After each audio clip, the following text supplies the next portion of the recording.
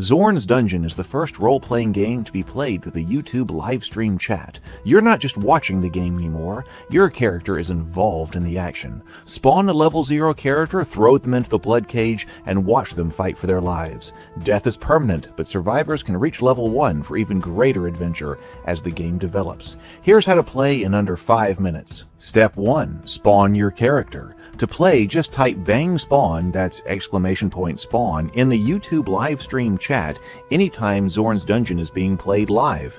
The game instantly rolls a level 0 character with 3d6 stats straight down the line. There's also a 1 in 6 chance of rolling a random demi-human. Your starting HP determines your destiny. Low health means wizards and thieves, while high health means you get to be a fighter, paladin, or barbarian.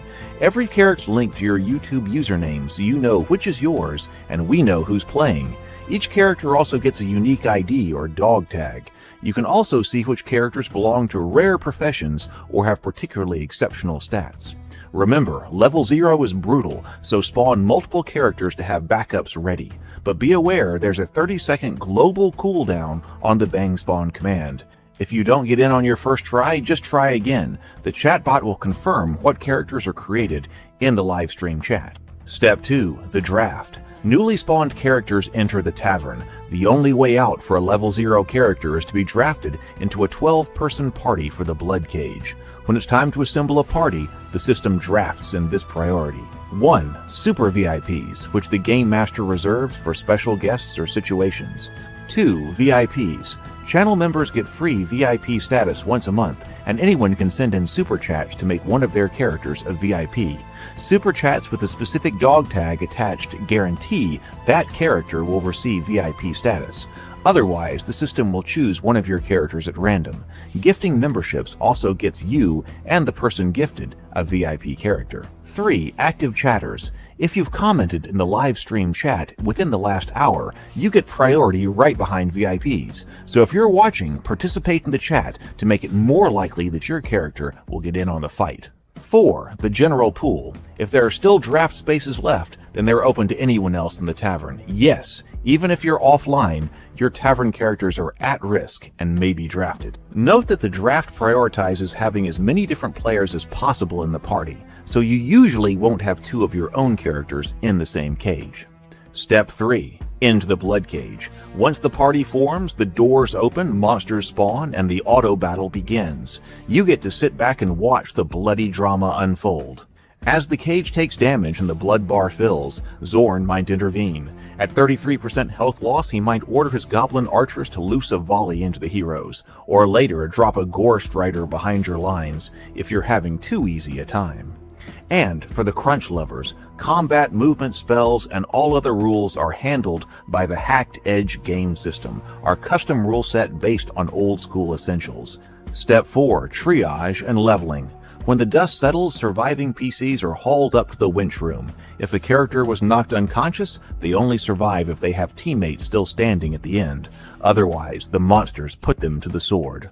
Survivors earn a blood drop next to their name to indicate they lived through the ordeal. Once in the winch room, goblin medics attempt to heal individual wounds, restoring 1 HP per wound per success. Then the fairy checks HP. Anyone with enough HP to reach level 1 gets promoted, receives their class, and gets a free, full restoration of HP and spells. This is the only free magical healing in the game. Level 1 characters also earn the right to have a name. Type bang name dog tag new name in the chat to name them, or rename them on zornsdungeon.com. Step 5. Rest and return. Finally, characters are sorted to their next location. First, all dead characters are sent to the graveyard. It's their final resting place. Those characters who are still wounded are sent to the infirmary. There, wounds and spells heal in real time according to the Hacked Edge rules, meaning severe injuries may take several actual 24-hour days to recover. To keep playing, bang spawn more characters to have them ready to go. Healthy characters are sent to the stable to safely rest. They have earned their reprieve. Want to send a character back into the action and perhaps earn a second blood drop? Just move the character you want from the stable back to the tavern. You can do this at zornsdungeon.com or by typing bang T for tavern plus the dog tag of the character you want to move in the chat. You can check rosters, locations, and all of our leaderboards, tracking boss kills, maximum damage, highest XP, anytime at zornsdungeon.com/tavern. Alright, that's all you need to know to get playing Zorn's Dungeon on the live stream. Get your bang spawn ready, and we'll see you in the cage. All right, good evening, everyone. Good evening. I am so sorry it's taken me so long to get here. I have been trying to handle some different issues from last night that we really needed to address, and it took me this long, and I'm not sure they are all fully addressed, but there are things that I'm trying to handle even now, right now. Even now, I'm trying to handle some things that definitely had to do with your combat commands, because as I saw them, some questions and so forth. So, Sable, you're here right now.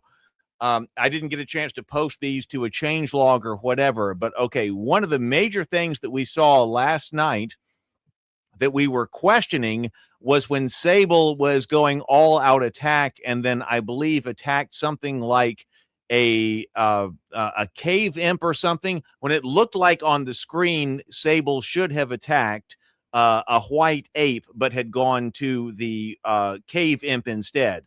Okay, I can get you the whole diagnostics on this, but they're just not ready yet. But I can get you the whole diagnostics on that because I ran that. I want to know how that happened and why. Ruling on the field is that is correct. Okay, so we need some more information here, because attack the most dangerous foe when you are AOA, that does not override, as it should, as the rules is written, going AOA does not override an engagement lock. Okay, so at that time, as we were all watching, and that's probably a thing that I need to increase the visibility of engagement lock, Sable Phoenix was standing there.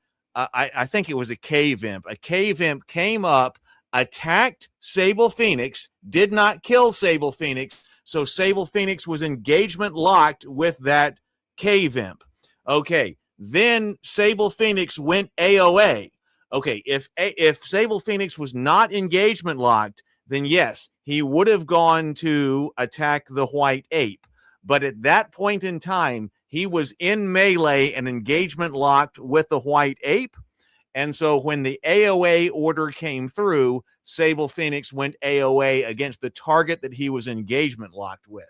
Now, there are some changes that I am trying to implement. I am not sure that they are going to be completely correct tonight. So consider this a test. Consider this a test, because everybody gets to make a move on their turn and then take an action on their turn. So with Sable, that was correct ruling on the field. Evaluated and ruling was correct on the field.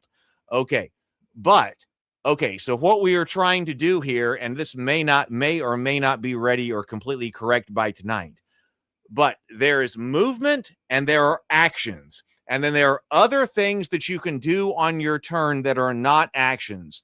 And one of the things that you can do on your turn that is not an action is attempt to disengage from a foe. So what I'm trying to get to, and I cannot guarantee this will be operational tonight. We're trying to run some things. We will see.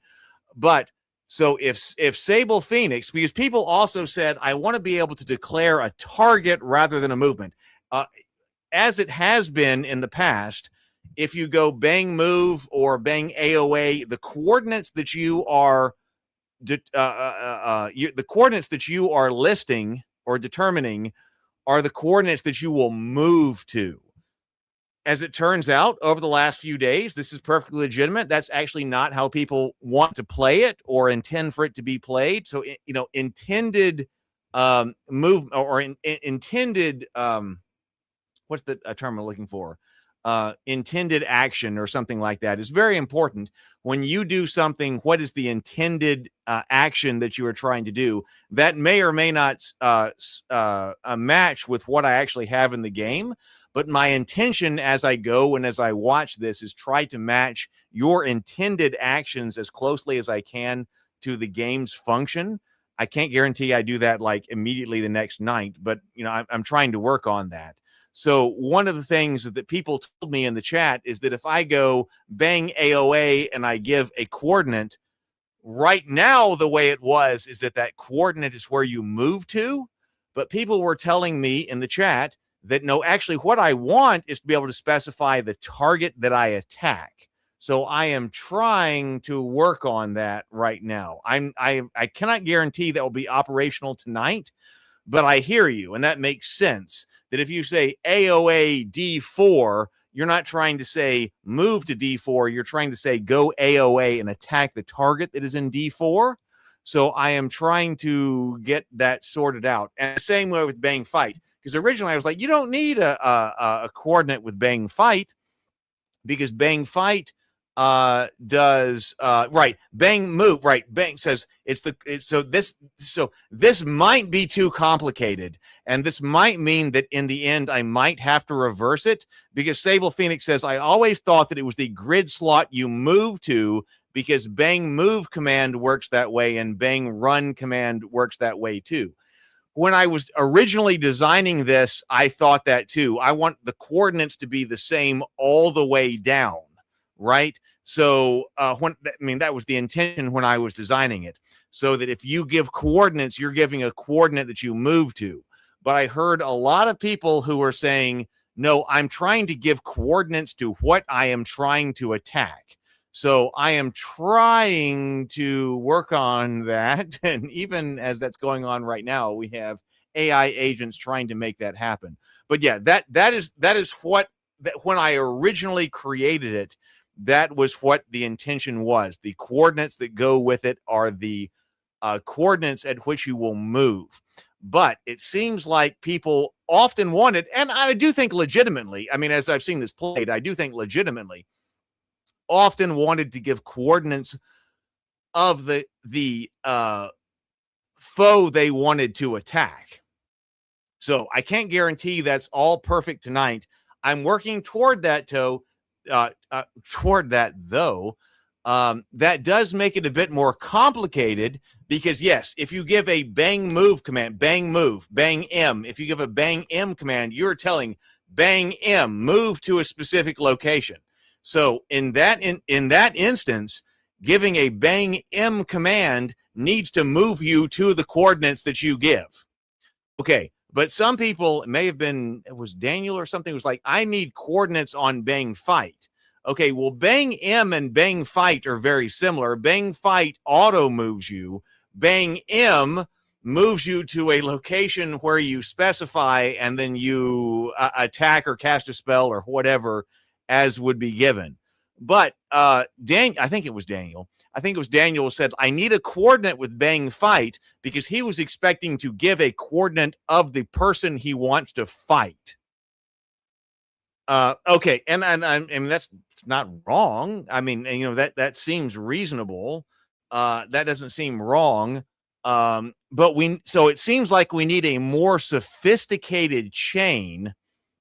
Like if you go AOA and give coordinates, it seems like we need a more sophisticated chain to understand. If you go AOA and give coordinates and there's nobody standing at that coordinates, that means you go AOA and go stand there and then attack whatever the most hostile enemy is, you know, the most dangerous enemy is. Or if you go AOA and give the coordinates of a specific foe, it does seem to me like you should go and attack that particular foe. I mean, it seems like that to me. That does make this more complicated. And I am concerned about that. It doesn't mean I can't roll something back in the future, because I had been saying I kind of think of this as like the Barstool RPG kind of game, you know. So I don't want to get too complicated. I don't want to get too complicated with this game. But I understand where you're coming from. Now, I mean, so I understand that. I'm just saying I don't want to get too complicated. But if you give like bang fight with coordinates and that coordinate happens to be a foe, then I feel like you should go fight that foe, assuming you are not engagement locked with another foe or other extenuating circumstances. So we're still kind of balancing all of this out, right? We're still kind of balancing all of this out. Let's see. Let's see. Hang on. Hold on. I need to do something real quick.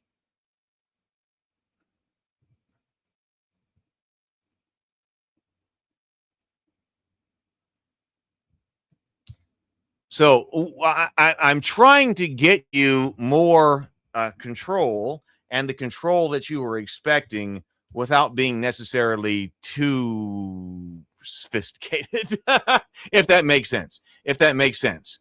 That's what I'm trying to do. So we are trying to do that. Let's see right here. Hold on just 1 second.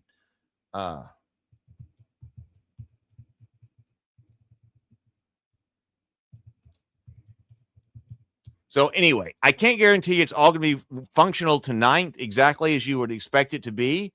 You're right. So like so Stable says, as long as AOA prioritizes the most dangerous target once you've moved, then it should be WIA.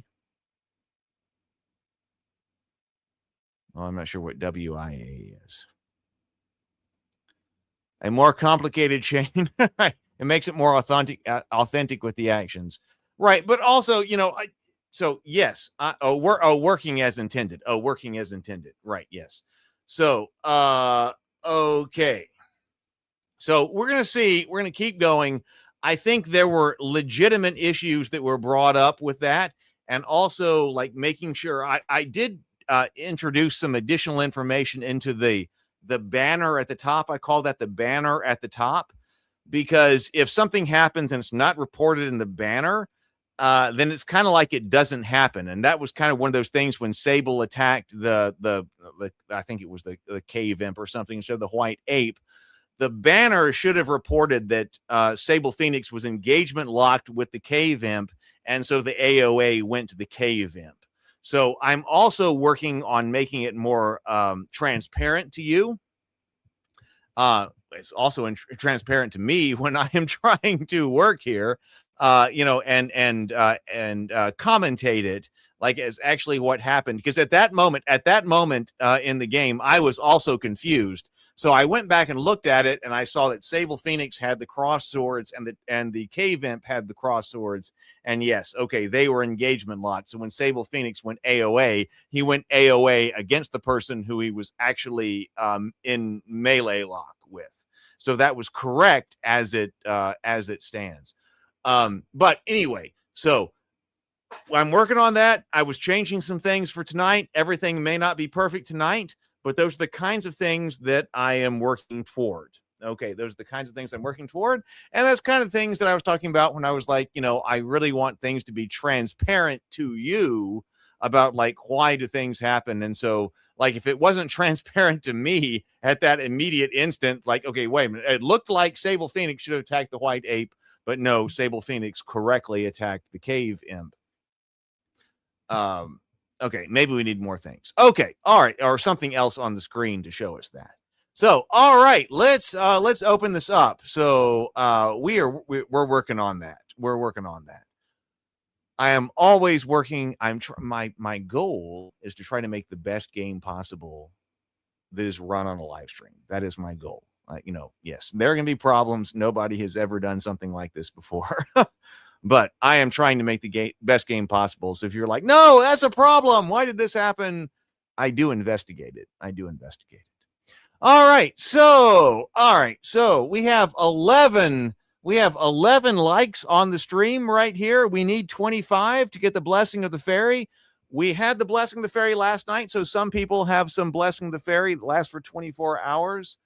So we need, but hey, we have 14 people watching it. So that means that we don't have people who have liked the stream. Please like the stream. Hey, if you're watching, hit bang spawn, and you'll get to play. But if you don't want to play, I understand. You want to watch for a time or two, that's fine. But go ahead and hit like on the stream, because that will get everybody to 25 likes. The fairy's blessing will come in, and then everybody will plus one HP. So please do that. All right, let's see. We have present but fought 13 fought 0 times 13 people, so that's who we're going to be pulling from. I think it's long since time for us to go ahead and fight. Let's go ahead and fight. Going to refresh right here. Holding cell. VIPs first. I don't think we had any VIPs. New to the cage. If you're new here, by the way, if you're new and you have not watched this before and you want to play, hit bang spawn. That's exclamation point spawn in the chat. You will be new to the cage. You've never fought before. You will be ahead of everybody but the VIPs.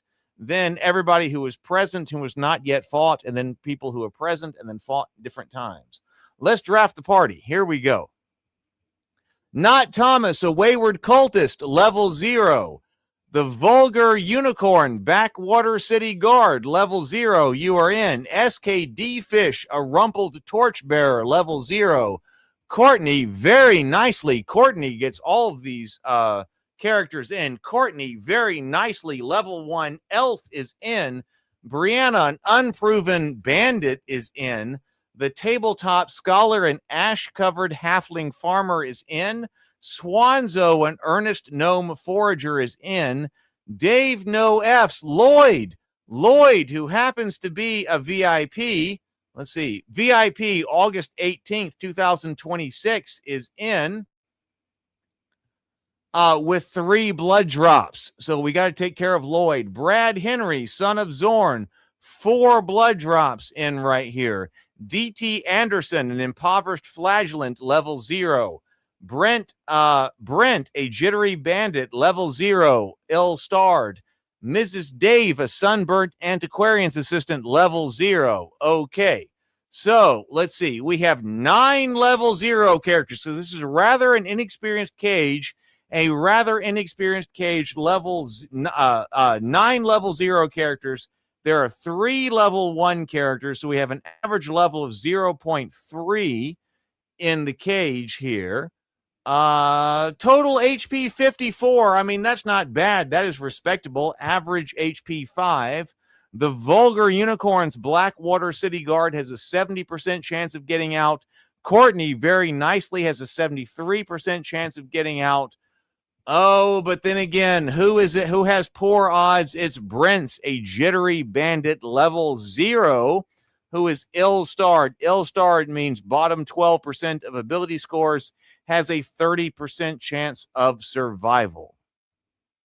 Tabletop Scholar says 4 white apes incoming. Okay, well, maybe.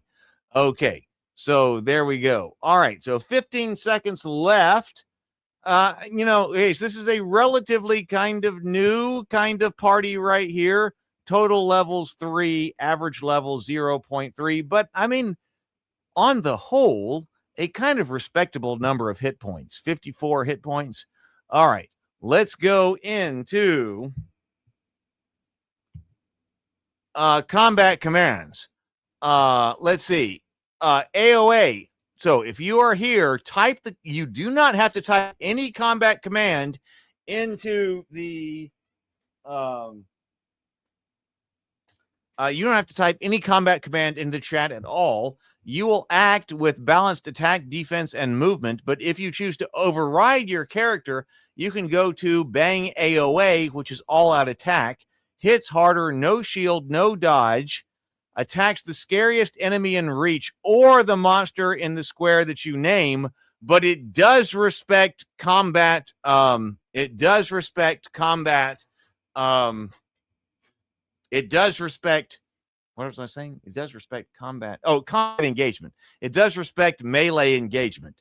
So if you are engaged in melee with someone, you're going to have to roll against that to try to break the melee attack.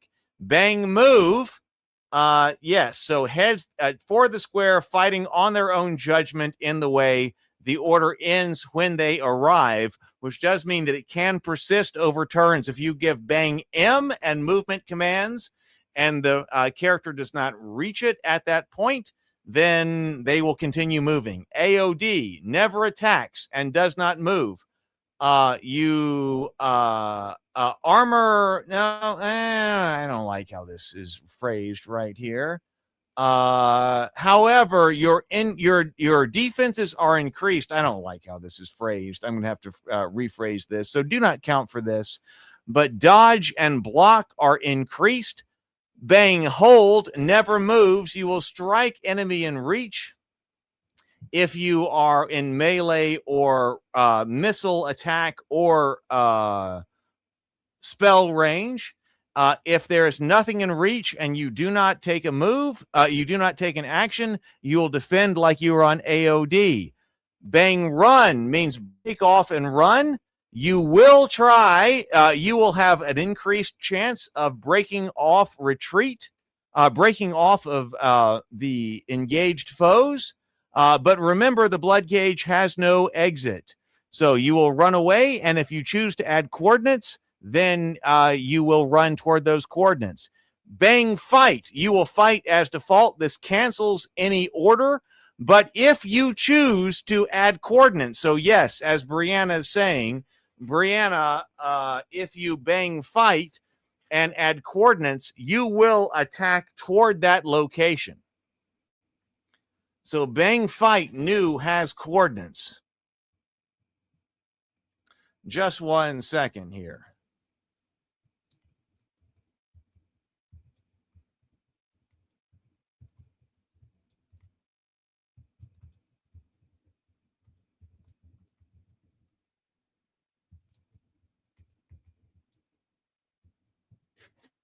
All right. So that's where we go. So remember, your last order, I don't like the way this is described. We're going to describe this better. Your last command gives orders. Your last order you give stands until you sends another. That doesn't even make any sense. God, this is supposed to be better than this. Remember, you can send. So here's what happens. You're supposed to be able to send any command as you want, and you can send more commands, and they will override previous commands. If the situation changes, send a new command. It will override previous commands. Remember that your command will take action on the first turn, on your next turn.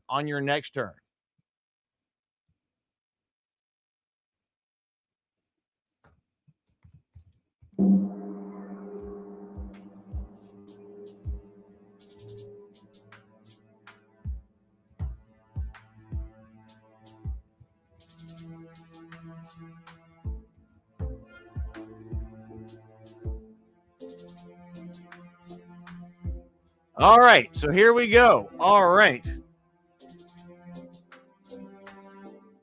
Only one white ape, 12 to 13. This seems to be a pretty easy cage. Front line, SKD Fish or Rumpled Torchbearer. Dave, Lloyd, front line.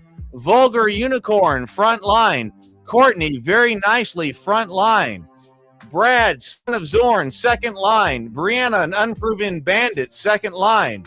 Brent, a jittery bandit, second line. The tabletop scholar, an ash-covered halfling farmer, second line. Swanzo, an earnest gnome forager, third line. D.T. Anderson, impoverished flagellant, third line. Not Thomas, a weary fraudulent, third line. Mrs. Dave, a sunburnt antiquarian's assistant, third line. There we go. Everybody can send combat commands. Send combat commands now. I'm going to click start the fight in about 3 seconds. We got the kobolds back. The kobolds, I saw somebody had said the kobolds must be gone on like a convention or something. We've got convention, the kobolds back. They're not on the convention. Let's go. Let's start the fight. Okay, Cave Imp goes first. Targets Lloyd. Okay, Cave Imp number 1 claws at Lloyd for 2 points of damage, 1 turned aside, 1 taken as injury.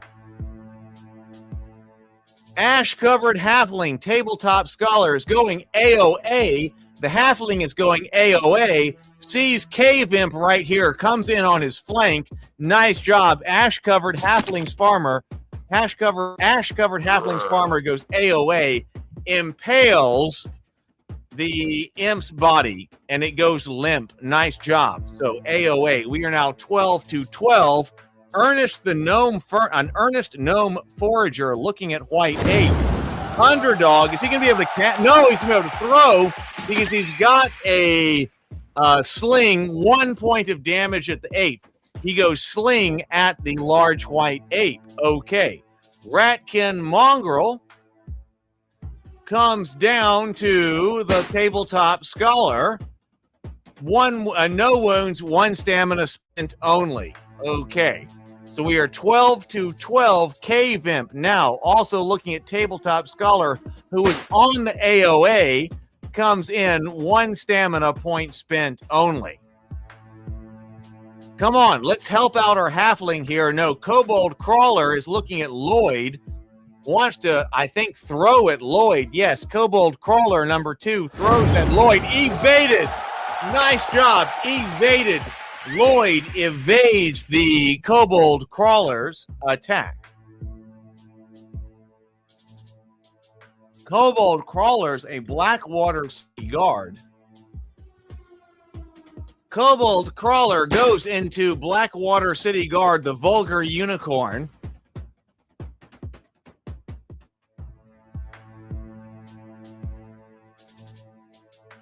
Okay, an Impoverished Flagellant goes to MC6. Is the Flagellant able to attack? No, cannot attack from there. Dave goes hold, so Lloyd goes on a hold order. Blackwater City Guard goes AOA. Remember, you can talk in the chat to coordinate strategy. That's perfectly fine. Blackwater City Guard goes into Cave Imp. Just remember that if you say the exclamation point, you're going to be interpreted as being on that command. If you don't say the exclamation point, if you just say AOA, that's talking about AOA. So if you want to say, I'm going on AOA, just say, I'm going on AOA. Don't include the exclamation point. That won't be included in a command. Or if you say, don't go on AOD, that won't be a command. So you're welcome to talk about that in the chat. The Unproven Bandit, Brianna, goes into Goblin Runt. The Goblin Runt goes down permanently. Nice job. And I have the monsters disappearing as they should now. So, yes, for some reason, the monsters weren't disappearing when killed. Now it looks like they are. White Ape is throwing a boulder into an Unproven Bandit. All right. Okay. 12 PCs still up. 12 PCs to 10 monsters. Let's see. Cave Imp evaded. Nice job. An Unproven Bandit, Brianna, you have evaded the attack of the Cave Imp. Nothing going right there. Gremlin now targets an Unproven Bandit. Gremlin, an Unproven Bandit, cut for 1 point of damage, minor slashing wound. A Wary Cultist goes MD3, moving to D3. Looks at Ratkin Mongrel. Wary Cultist casts Poison Spray against Ratkin Mongrel. 1 point of damage, a minor piercing wound, or minor poison wound right there. Needed a little more. Now, Son of Zorn. Son of Zorn coming up toward Goblin. Comes in. Son of Zorn. 4 blood drops. 1 point of damage to Goblin number 1.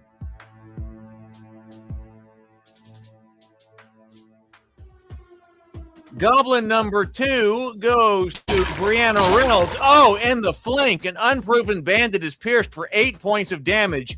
A tremendous piercing wound that sinks home. I don't think you want to see Zorn dancing nude around the cage. That's a comment, a reply to Brad Henry's comment. Sunburnt Antiquarian's assistant is going AOA. Looking at this white ape who is looming large, a large target, going acid splash against white ape. White ape, 3 points of damage, moderate acid wound. Nice job, nice job. All right, we're trying to bring down this white ape. Goblin now targeting Son of Zorn. Son of Zorn is pierced for 2 points of damage, minor piercing wound right there. Slimeling targets a Blackwater City Guard. Slimeling comes in with the slap of the pseudopods. 2 damage, 1 turned aside, 1 taken as injury. 11 PCs to 10 monsters. We have a Kobold Crawler all the way in the back looking for a target, probably going to throw a dart. Kobold Crawler 1 point of damage to a rumpled torchbearer right there. Jittery Bandit. Now, Jittery Bandit comes into the Goblin. Jittery Bandit comes into Goblin number 2. Goblin is rocked by 1 point of damage, minor bludgeoning wound. Okay, Rumpled Torchbearer comes into Goblin number 2. Coming into the flank, Goblin, 4 points of damage, moderate poison wound. Moderate piercing wound. That drops Goblin number 2. We are 11 PCs to 9 monsters. Very nicely of Courtney goes hold. Probably is going to be able to cast, yes, cast Ray of Frost at Ratkin Mongrel. Ratkin Mongrel is frozen for 2 points of damage, minor cold. Drops Ratkin Mongrel. Very nice, very nicely. Oh, a volley maybe incoming from Zorn's archers. We're going to have to see round 2. The initiative deck is reshuffled. So Lloyd is going, Lloyd was on a hold. Okay, so then very nicely goes, shooting a Ray of Frost at the Gremlin, 2 points, drops the Gremlin. So we had 1 hold, okay, and so that held, and then very nicely shot at the Gremlin. Nice job. Okay, Goblin, now looking at Son of Zorn. Son of Zorn looking at Goblin number 1, 5 points of damage to Son of Zorn. The life leaves Son of Zorn in an instant. I am sorry. Whoa, we need an F in the chat for that. We need an F in the chat quite for that. Son of Zorn, a level 1 thief, played by Brad Henry, who is well starred. Top 12% of all ability scores has fallen from a 2-point minor piercing wound and then a 5-point major piercing wound. Goblin. Okay, so Wayward Cultist now going fight order. So where's the Wayward Cultist going to fight? Targeting the Cave Imp, throwing poison spray. Cave Imp is envenomed for 4 points of damage, drops Cave Imp. Nice job. The Cave Imp collapses and is dead. Arrow Storm, 6 arrows. We have 6 arrows from Zorn. So the goblins atop the Bloodcage shoot down 6 arrows. Lloyd takes 3 points of damage, moderate piercing wound. Rumpled Torchbearer takes 4 points of damage. Oh my God. Can you hold up? Yes! Rumpled Torchbearer stands on borrowed time and burning adrenaline. You are reeling, Rumpled Torchbearer. Earnest Gnome Forager, Swanzo, 1 turned aside, 2 taken as injury, a minor piercing wound. Wary Cultist, not Thomas. Wary Cultist drives forward. No wound, 1 stamina point lost. Very nicely is also taking damage. 2 points of damage, a minor piercing wound. Jittery Bandit of Brent Feinstad turns 1 temporary hit point burned, no damage. Zorn signals to ready the portcullis. The goblins are standing by the crank. There's still a lot of damage to be done before that. Sunburnt Antiquarian's assistant on an AOA, I believe, still, yes, shooting acid splash at the white ape, going in. 3 points of damage. Oh, we needed 1 more. 3 points of damage from the Sunburnt Antiquarian's assistant, but the ape is sorely hurt. Jittery Bandit is now targeting Slimeling, coming in, absorbing the impact of 1 point of damage, minor bludgeoning wound. Okay, 9 PCs to 6 monsters. It is the white ape's turn. The white ape is coming in to the ash-covered farmer. 8 points of damage to the ash-covered halfling's farmer of the tabletop scholar.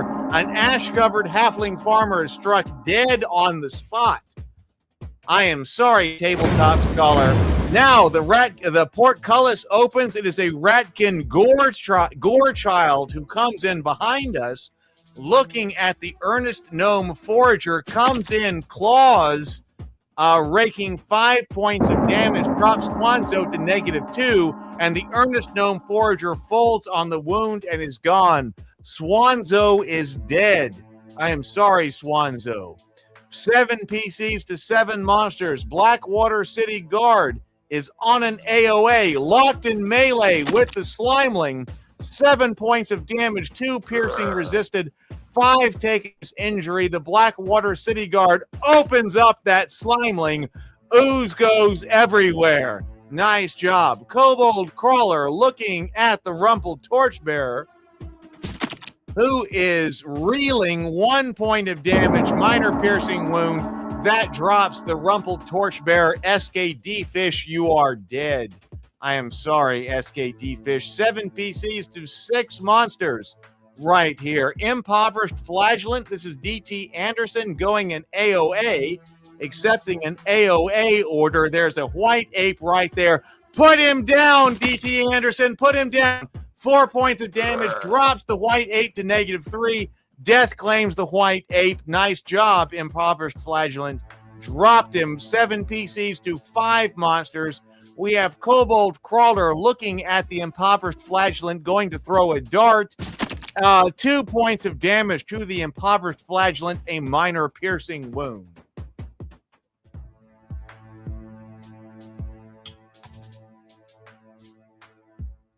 Kobold Crawler targets Jittery Bandit. Going to throw. Kobold Crawler strikes from behind with a dart into Jittery Bandit. 2 points of damage, a minor piercing wound. Drops the guard down to 2. All right, 7 PCs to 5 monsters. The Kobold advances right there after the throw. We are going to round 3, and the initiative deck shuffles. Sunburnt Antiquarian's Assistant on an AOA, I believe, comes up to Ratkin Gorechild with a staff. 5 points of damage. Major bludgeoning wound. Sunburnt Antiquarian's Assistant comes up and just hammers the Ratkin Gorechild with a staff and puts him down. Nice job. Wary Cultist, this is not Thomas, moves toward Kobold Crawler. Comes up. We got a bunch of kobolds still up. Wary Cultist with a sickle, 2 points of damage, puts down Kobold Crawler. Kobold Crawler's body goes limp, and it is finished. Okay, Backwater City Guard. This is Vulgar Unicorn, still on an AOA. Going into the Goblin, comes into the Goblin with a halberd. 7 points of damage, tremendous piercing, tremendous bludgeoning wound.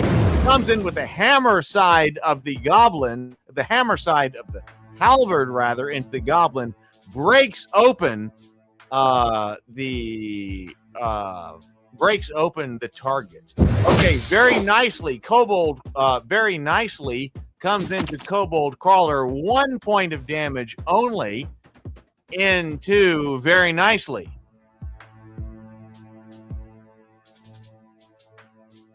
Impoverished Flagellant, DT Anderson going into Kobold Crawler. Comes up, put him down. Kobold Crawler is bludgeoned for 6 points of damage, major bludgeoning wound. Death claims the Kobold Crawler. Nice job, DT Anderson, with your impoverished pre-cleric. Jittery Bandit. All right, put him down. Jittery Bandit comes into Kobold Crawler. 1 point of damage. Oh, no.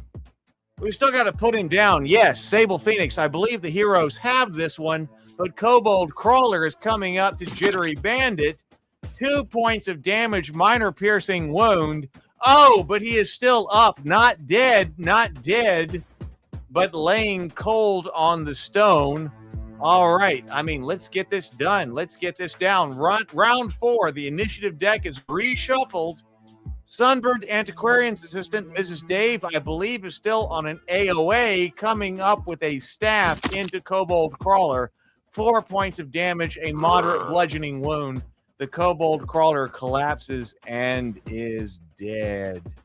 Nice job.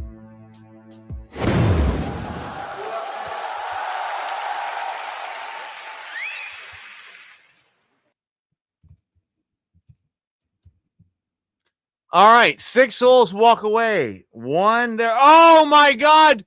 The Vulgar Unicorn of Blackwater City Guard carried the cage, 3 kills. The Vulgar Unicorn, Bloodcage MVP, Blackwater City Guard. You received an MVP. Nice job, MVP, to the Blackwater City Guard. Okay. Plus 8 XP to all who lived. 7 survivors share the spoils. 5 fell. They get 4 XP each.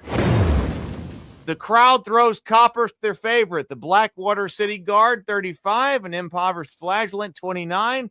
Sunburnt Antiquarian's Assistant, 27. A wary cultist, 18. Very nicely, 12. Lloyd, 9. That is a total of 130 coppers thrown to everyone in the cage. I mean, nice job. Nice job. Let's turn the winch to bring people up to the winch room. Blood drops if you survived are awarded. Blood drops if you survived are awarded. Now, let's deploy the goblin medics. No help there. Now, Lloyd gets a little bit of help from the goblin medics. And that's about it. Do we have any promotions here? Yes, Mrs. Dave, a sunburnt antiquarian's assistant, level 1 mage. Nice job. The fairy's blessing. Spells are restored. Hit points are restored. Protection from evil is learned.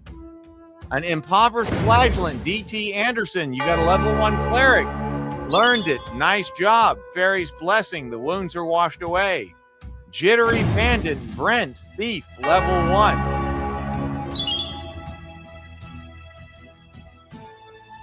Wary cultist, not Thomas, mage, level 1. Nice job. You made it. Your wounds are washed away. Protection from evil, spell learned. Not functional right now, but will be hopefully soon. Blackwater City Guard, fighter. Nice job. You got a level. You are an MVP, Vulgar Unicorn. You made it. Nice job. Nice job. Blackwater City Guard and his friends go celebrate in the winch room. Nice job, Blackwater City Guard. Going to the winch room, having a good time. Nice job. Okay, let's sort and dismiss. Remember that if you are in the infirmary, if you are level 1 or above, which everyone is only level 1, and you have injuries after you come through the blood cage, you will go to the infirmary to try to heal yourself. I don't have time right now to talk about all of the healing rules, but hey, if you have the option of taking 1 5-point wound or 5 1-point wounds, you take 5 1-point wounds, because the harsher the wound that you get, the more difficult it is to heal. Okay, so for instance, like right here, this is Stiffy. Davinoff Stiffy has taken an 8-point grievous slashing wound. It'll be 25 days before he is able to heal. But your wounds do heal in parallel. So what matters is the worst wound that you took. If you take 5 1-point wounds, no problem. You'll be healed by tomorrow. If you take 1 5-point wound, you're going to be in the infirmary for a while. Look up Hackmaster. These rules are built on Hackmaster. So look up Hackmaster right now, because I don't have the Hacked Edge rules right up. The stable, we have 261 characters. Wait, what's happening? Sable says, I didn't expect the super chat before the stream started to make a character VIP'd. When I canceled the VIP on Zorn's Dungeon website, it didn't convert to iron coins. Okay, I will look at that. Okay, I will look at that. All right. So thank you, Sable. I will take a look at that. Veterans resting. We have 262 veterans in the stable. Remember that you will not be drafted for the cage if you are in the stable. In the stable, you are free or safe. You need to hit bang T all, like I am showing you right here. Bang T all. If you hit bang T all, bang T space all, then all of the characters that are in the stable will march to the tavern where they are capable of fighting. Okay. But also remember that if you go, you can go the other way. You can go bang S, move to the stable, bang S all. You can go bang S all, and then in which case it will go the other way. It will take all of your characters who are in the tavern and move them to the stable. But remember that only level 1 characters are available to move. Level 0 characters cannot leave the stable except by fighting in the Bloodcage. The system, when you hit bang S all, will enforce that. So if you have level 1 and level 0 characters in the tavern and you hit bang S all of your level 1 characters will move over to the stable, but your level 0 characters must stay, because the only way to get level 0 characters out of the tavern is to go through the Bloodcage.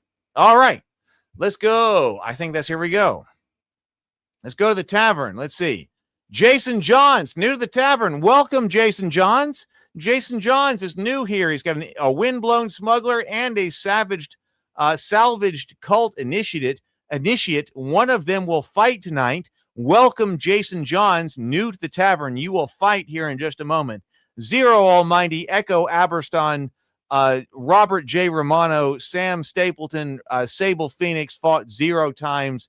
You're going to be going in. Then we have 11 people who have fought 0 times. So welcome, welcome, welcome. Hey, we have 21 likes on this stream, according to what I see right here. We have 21 likes. We need 25 to get the blessing of the fairy, in which everyone in the everyone in the tavern will get +1 temporary hit points. As you can tell, everyone needs that. So if you are watching this stream and you have not yet hit the like button, you don't have to play. It's easy to play. Just hit bang spawn, exclamation point spawn. Just hit exclamation point spawn, and you're going to be playing. But even if you really don't want to play and you just want to watch other people play, that's fine. Hit the like button, and then that will help everybody get more HP going into the Bloodcage. And as you can see, everybody in the cage needs as many HP as they can get. Oh my God. Actually, as I was talking about it, I just see we hit 25 of 25. I can see that that up here. We just hit 25 of 25. So let's go. Blessing of the Fairy. It is Blessing of the Fairy time. Nice job. It is Blessing of the Fairy time. Thank you to everyone who hit the like button. We hit 25. It is Blessing of the Fairy time. Nice. Blessing of the Fairy just came through, and Blessing of the Fairy is going to give everybody yes, +1 temporary hit points. If you see your character's name in blue, then that means you have the Blessing of the Fairy, and it lasts for 24 hours. And then also this over here, this icon gives you Blessing of the Fairy. Is this was that really the first game we just played? I think it was the first game we just played. So we have 3 more games to play. That is very important. We got the Blessing of the Fairy. We will go the gifts of the fairy after this next game. After this next game, we will give the gifts of the fairy. All right, let's go to the holding cell. I think it's time. We got 3 more games to fight.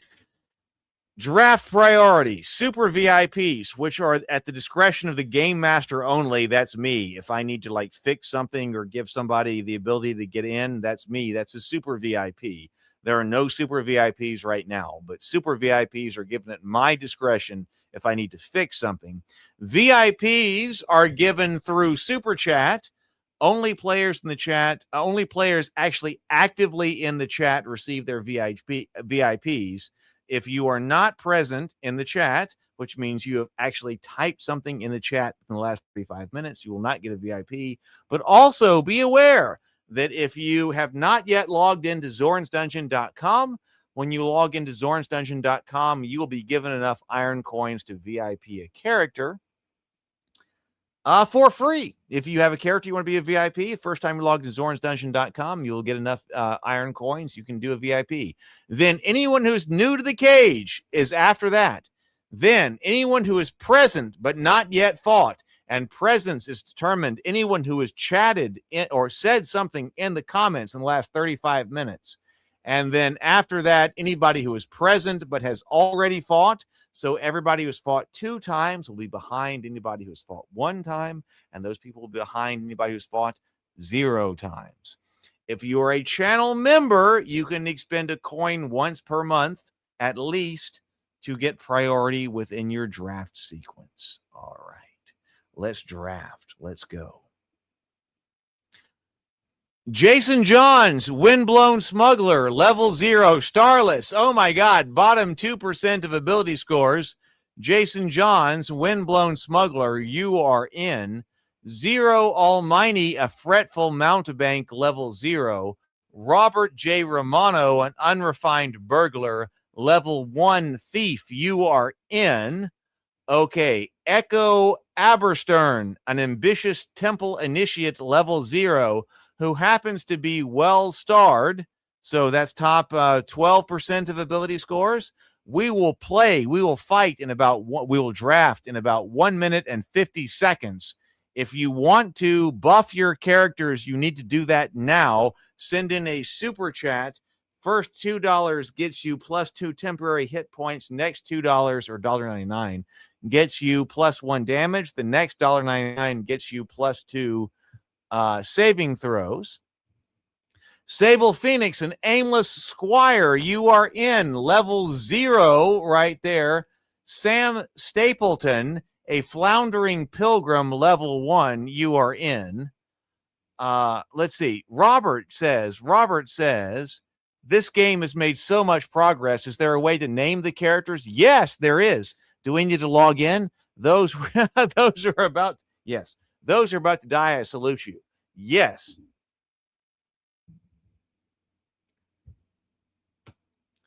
The game has made so much progress. Is there a way to name characters?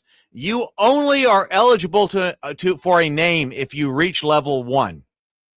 Okay, if you reach level 1, you are eligible for a name. You can name the character in 2 ways. Here's the first way. The first way is you can hit bang. The command is bang, exclamation point, bang, exclamation point, name, space, dog tag, exclamation point, name, space, dog tag, space, new name. That's how you name a character in the chat. Or you can log into zornsdungeon.com, with the exact same credentials that you are using to play this game right here. The exact same like Google credentials and YouTube channel that you're logging in. You will see all of your characters, and on zornsdungeon.com, you can just type in the names of any level 1 characters. Yes. So you do not have to log in. You can use bang, name, space, dog tag, space, new name, and you will rename a character. Or if you want to have more control and a little bit more, thought over it, you can log in. So you do not have to log in, but you do have to be level 1 or above to rename a character. Echo says, I don't plan to be here after this game. Is there anything I do to prevent being drafted again? Echo, you hit bang, S, space, all, exclamation point, S, space, all, and that will move all of your characters over to the stable. Although it will not move level 0 characters, because level 0 characters, the only way out of the tavern is through the Bloodcage. But there you go. I logged in and changed my name. I will check. All right. So going on here. Okay, we need to fight here. See, Echo Amberstern, an ambitious temple initiate, you are in. Sable Phoenix, an aimless squire, you are in. Sam Stapleton, a floundering pilgrim, you are in. Brianna, a displaced cult initiate, you are in. Courtney, Ben the Builder, you are in. Victor of 4 blood cages, we've got to get her out. Not Thomas, an unpolished gnome initiate, level 0. The Vulgar Unicorn, an unseasoned grave robber. You are in. The Tabletop Scholar, a stooped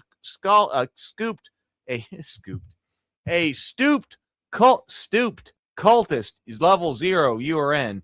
SK Fish, an ill-equipped blacksmith's apprentice. You are in. Great odds for Echoes, level 0, ambitious town initiate, 83% chance of getting out. Sable Phoenix, 91% chance of getting out.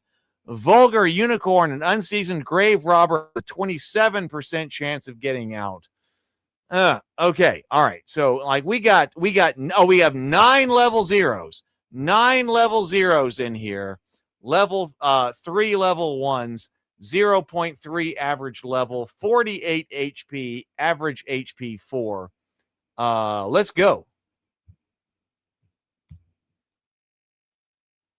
All right. You do not have to type anything in the commands in order to attack and play. You don't have to type anything. If you do not type anything, you will be on Bang Fight. You will have balanced offense, defense, and move. If you want to change that, go Bang AOA. You'll go all-out attack. That will increase your attack power. Shields and a dodge will be useless. If you choose Bang AOA plus coordinates, you will move to those coordinates before you attack. But remember that the AOA will respect engagement lock. Bang Move plus coordinates moves characters to specified coordinates, and that order will persist until arrival. So that means it will go from turn to turn if you do not do something else. Characters will still receive an action as normal on their turn. Bang AOD. You will not move or attack, but will get additional defense. Bang Hold. Your character will not move, but will attack monsters within range, whether you have a melee weapon, a spell, or a ranged weapon. If you take no action and the character is later attacked, you will be treated as if you were on Bang AOD. Bang Run improves the chances of breaking an enemy's engagement lock. If the break fails, you will defend as if you were on AOD and will attempt to run again next turn. If you provide coordinates, then you will try to run toward that coordinates. Bang Fight cancels all previous orders and returns the character to autoplay mode. Yes, you can provide coordinates to Bang Fight to specify a particular monster you want to fight. Your character will accept the last order that is given. So if you put multiple orders in, that's fine. The situation changes. You put in multiple orders. You will accept the last order given and will execute it at the start of your next turn. Let's open the cage. So, SK Fish, an ill-equipped blacksmith's apprentice, first line. Echo Aberstern, first line. Courtney, Ben the Builder, first line. Sable Phoenix, an aimless squire, first line. Jason Johns, a windblown smuggler, second line. Robert J. Romano, an unrefined burglar, second line. Vulgar Unicorn, an unseasoned grave robber, second line. Zero Almighty, a fretful mountebank, second line. Now going to the third line, Not Thomas, an unpolished gnome tinker. Then Sam Stapleton, a floundering pilgrim, third line. Brianna Reynolds, a displaced cult initiate, third line. Tabletop scholar, a stooped cultist, third line. Okay. We have 14 monsters, only 14 monsters and only one white ape. Let's start the fight. Here we go. Windblown smuggler of Jason going to come up to goblin number 1 and puts 3 points of damage on him. Nice job, Jason Johns. Puts down goblin number 1 on the very first turn. So 12 PCs to 13 monsters. Very nice job. Cave Imp number 1 now comes up to Jason Johns. 2 points of damage, 1 turn to side, 1 taken as injury right there. Okay, Fretful Mountebank. This is Zero Almighty moving to the Cave Imp. Fretful Mountebank puts 2 points of damage on Cave Imp number 2. The Cave Imp collapses and is dead. Nice job, Zero Almighty. put that down. We are now 12 to 12. Nice job. Goblin Runt now moving up to 0. Almighty, the fretful mountebank. 2 points of damage, 1 turned aside, 1 taken as damage. Okay, Goblin now looking at the ill-equipped blacksmith's apprentice, coming in with a crude spear, 2 points of damage, 1 turned aside, 1 taken as injury, and that is it. Okay, Ratkin Mongrel moves toward the windblown smuggler, coming up, evaded. Nice job, Jason. We needed exactly that. That is evaded. There is no damage right there. Ratkin Mongrel moving toward the fretful mountebank. 3 points of damage, moderate piercing wound. Oh, I am sorry, Zero Almighty. That drops the fretful mountebank. That's the life of level 0 character. Please bang spawn again. Goblin Runt now moves toward the ambitious temple initiate. One temporary hit point spent, no wound. Unrefined burglar Robert goes M to F6, moves to F6, where he can target Ratkin Mongrel, pummeled for 1 point of damage. He is down to 1 of 2. Nice job advancing and holding the line. Ill-equipped blacksmith's apprentice. This is SKD Fish coming into Goblin number 2. 3 points of damage, moderate bludgeoning wound. The goblin drops dead, blood pools beneath.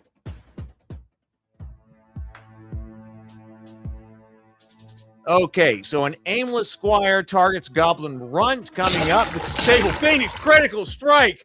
Thrust of 7 points with an arming sword right through its heart.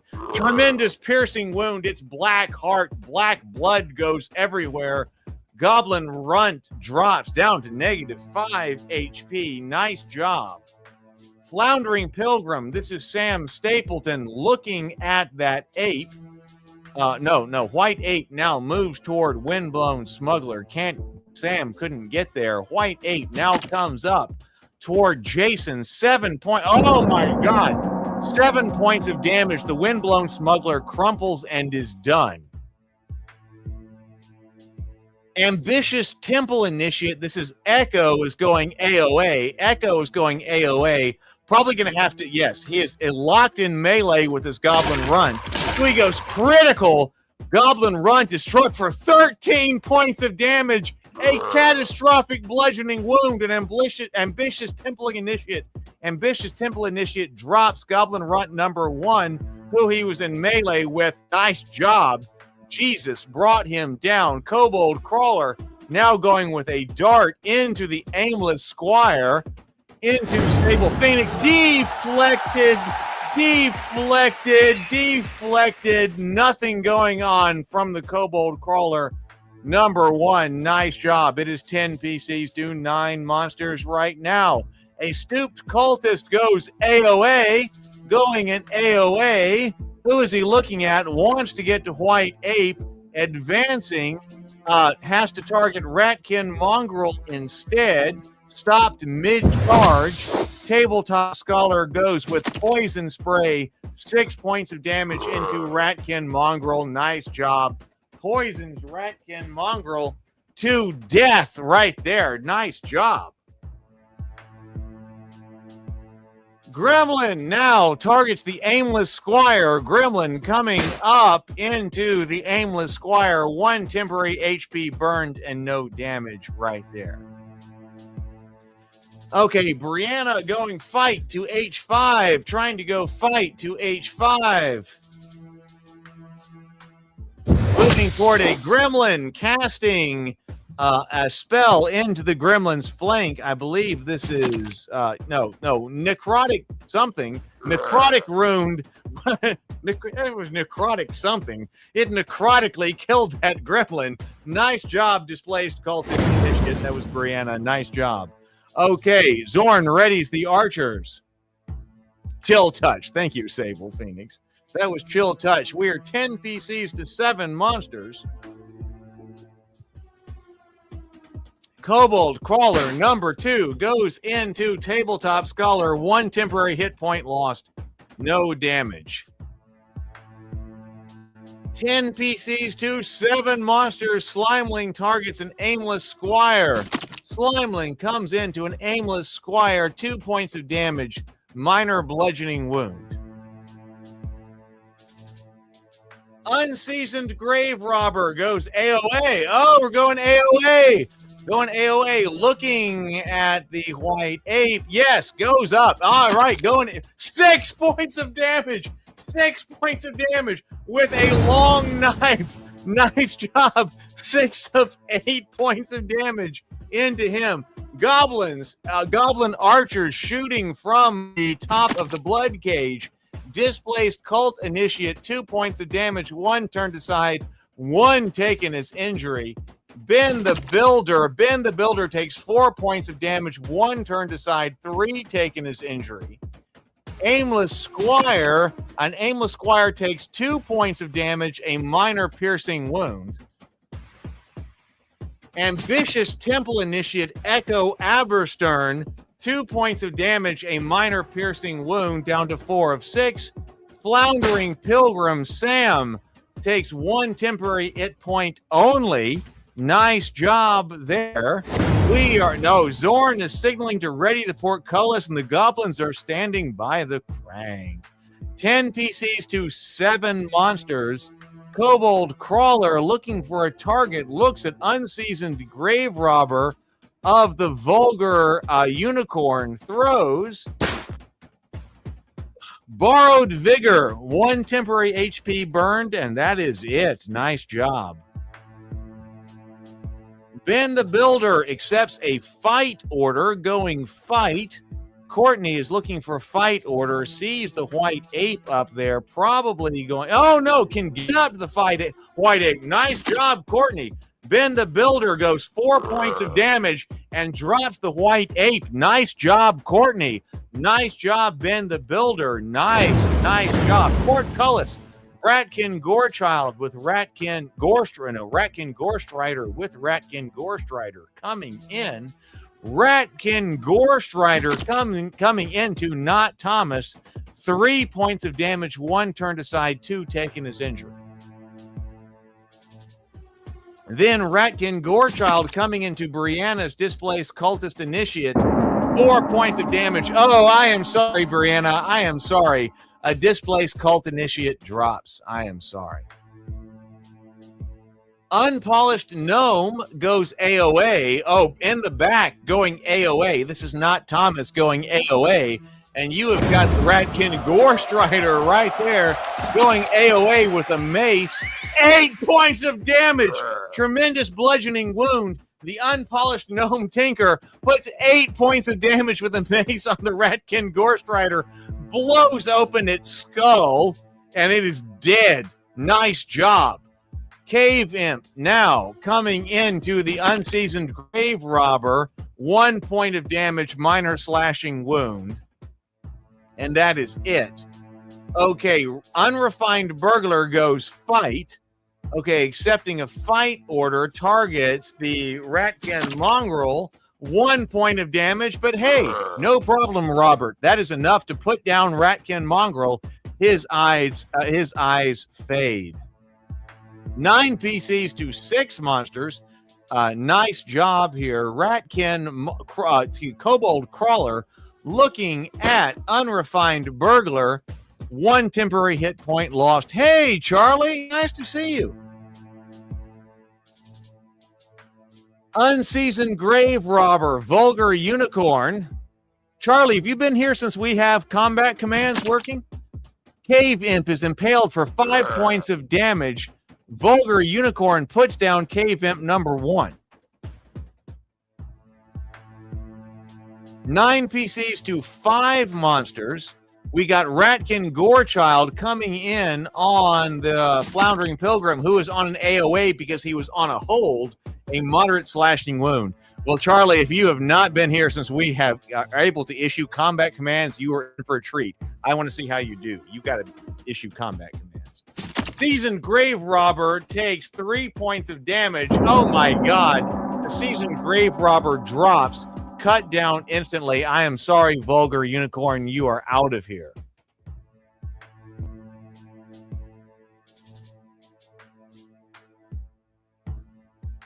Sam Stapleton goes AOA.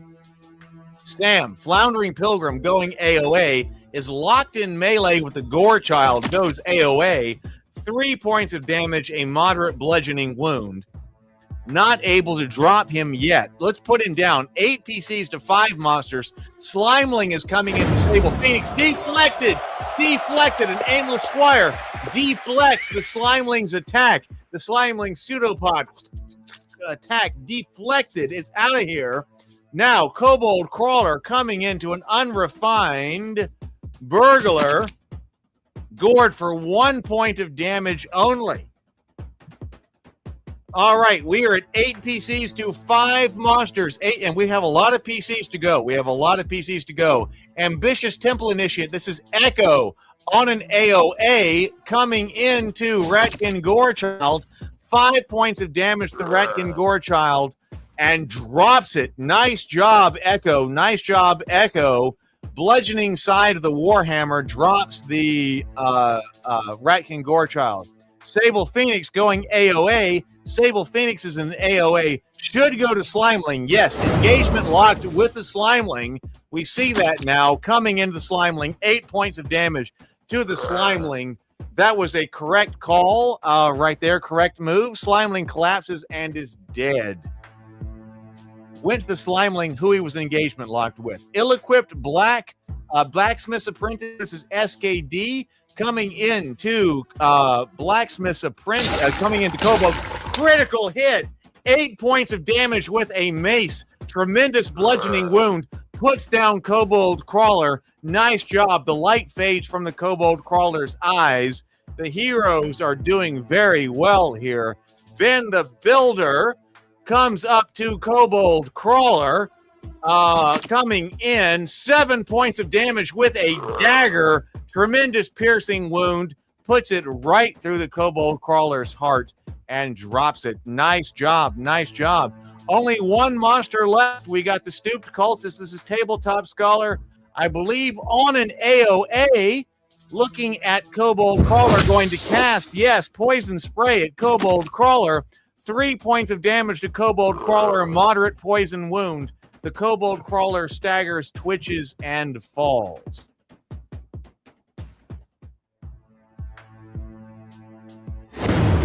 Victory. 8 souls walk out alive.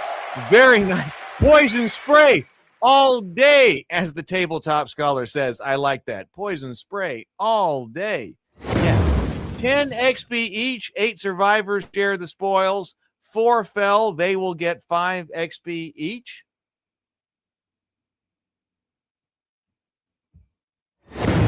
And then Crowd Throws Coppers. Unpolished Gnome, Not Thomas, 41. Ben the Builder, 30. A Stooped Cultist of the Tabletop Scholar, 19.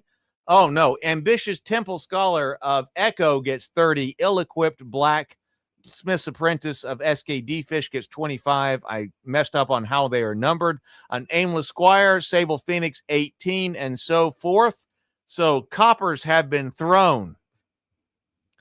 Nice job. Coppers thrown to everyone who is alive. Let's turn the winch.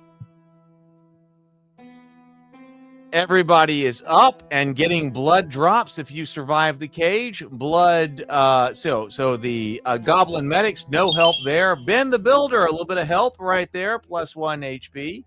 A Floundering Pilgrim, Sam, no help. Anybody need a promotion? Fighter, level 1, SKD Fish, your Blacksmith's Apprentice, level 1, and your wounds are washed away. Nice job. Ambitious Temple Initiate Echo, level 1 Pilgrim. I think that was number 2. Vulgar, I think that was number 2. I think we just fought fight number 2. Gnome, Not Thomas, an Unpolished Gnome Tinker, number 1, or level 1. You made it. Nice job. Mage, level 1, Stooped Cultist. We got 2 more fights to go tonight. We have 2 more fights to go. Sleep, earned. An Aimless Squire. Sable Phoenix, level 1 Knight. You got it. Fairy's Blessing, wounds wash away. Let's sort and dismiss. All right, let's go back to the tavern. I tell you what we need to do. We got, so we have 9 people who have fought 1 time and then 6 people who have fought 2 times. Okay. So if you are here and you want to fight, if you've never played before, hit exclamation point spawn. That's up at the top. Bang spawn, exclamation point spawn. You will create a character and you will immediately play because it's your first time here. You've been watching. It's time to play, people. It's time to play. Hit exclamation point spawn. If you have already played, make sure you have said something in the chat because the bot only registers presence for people who have spoken in the last 35 minutes. So just say hi or say like death to Zorn or say something like that. People will know that you were in the chat. The system will know you're in the chat and you'll be able to play. Yes, I think it is time for the gifts of the fairy. Let's go to the gifts of the fairy. The fairy's gifts. Let's see who the fairy has got to give. The fairy says, "Hero of the cage, you have bled for Zorn in his cruel game, and though you did not break, your gear did. Here, take this. I found it for you. It might have the blood of one less fortunate still on it, but it was all I could find. Use it well to become the hero that I know you can be." Driven Man-at-Arms, Robert, bag of old copper coins, 50 copper coins to you, Robert. Aaron the Off-Putting, Sable Phoenix, 33 copper coins for you. Mage Flanker, Brianna Reynolds, 29 copper coins to you. Disowned Dwarf Tunnel Guard, Tabletop Scholar, 25 coins. 25 copper coins to you. Rarely Nicely, Copper, a bag of copper coins in your hands, 22 copper coins. Wayward City Guard of Robert J. Romano, 15 copper coins to you. Snuffy, Mrs. Dave, bag of old copper coins, 11 copper coins to you. Tall Henry, Sable Phoenix, 29 copper coins to you. Healer of the Sun, Brianna Reynolds, 23 copper coins to you. A Fretful Prodigal's Heir, the Tabletop Scholar, 19 copper coins to you. Destitute Dwarf Armor's Apprentice, a small shield for your arm. Bruna Ironlung, a small shield. That's D.T. Anderson to that dwarf small shield. Bongaroo Bay Biscuits, a rust-covered helm. Bronnan Dave, a rusty buckler to you. There we go. So that is all the gifts of the fairy tonight. All right. So there we go.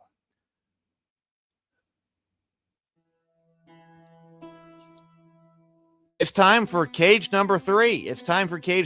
We have 2 more fights tonight, cage number 3 and cage number 4, 2 more fights tonight. We have people who are present but fought 1 time, and then we have people who are present but fought 2 turns. All right. So there we go. All right. So,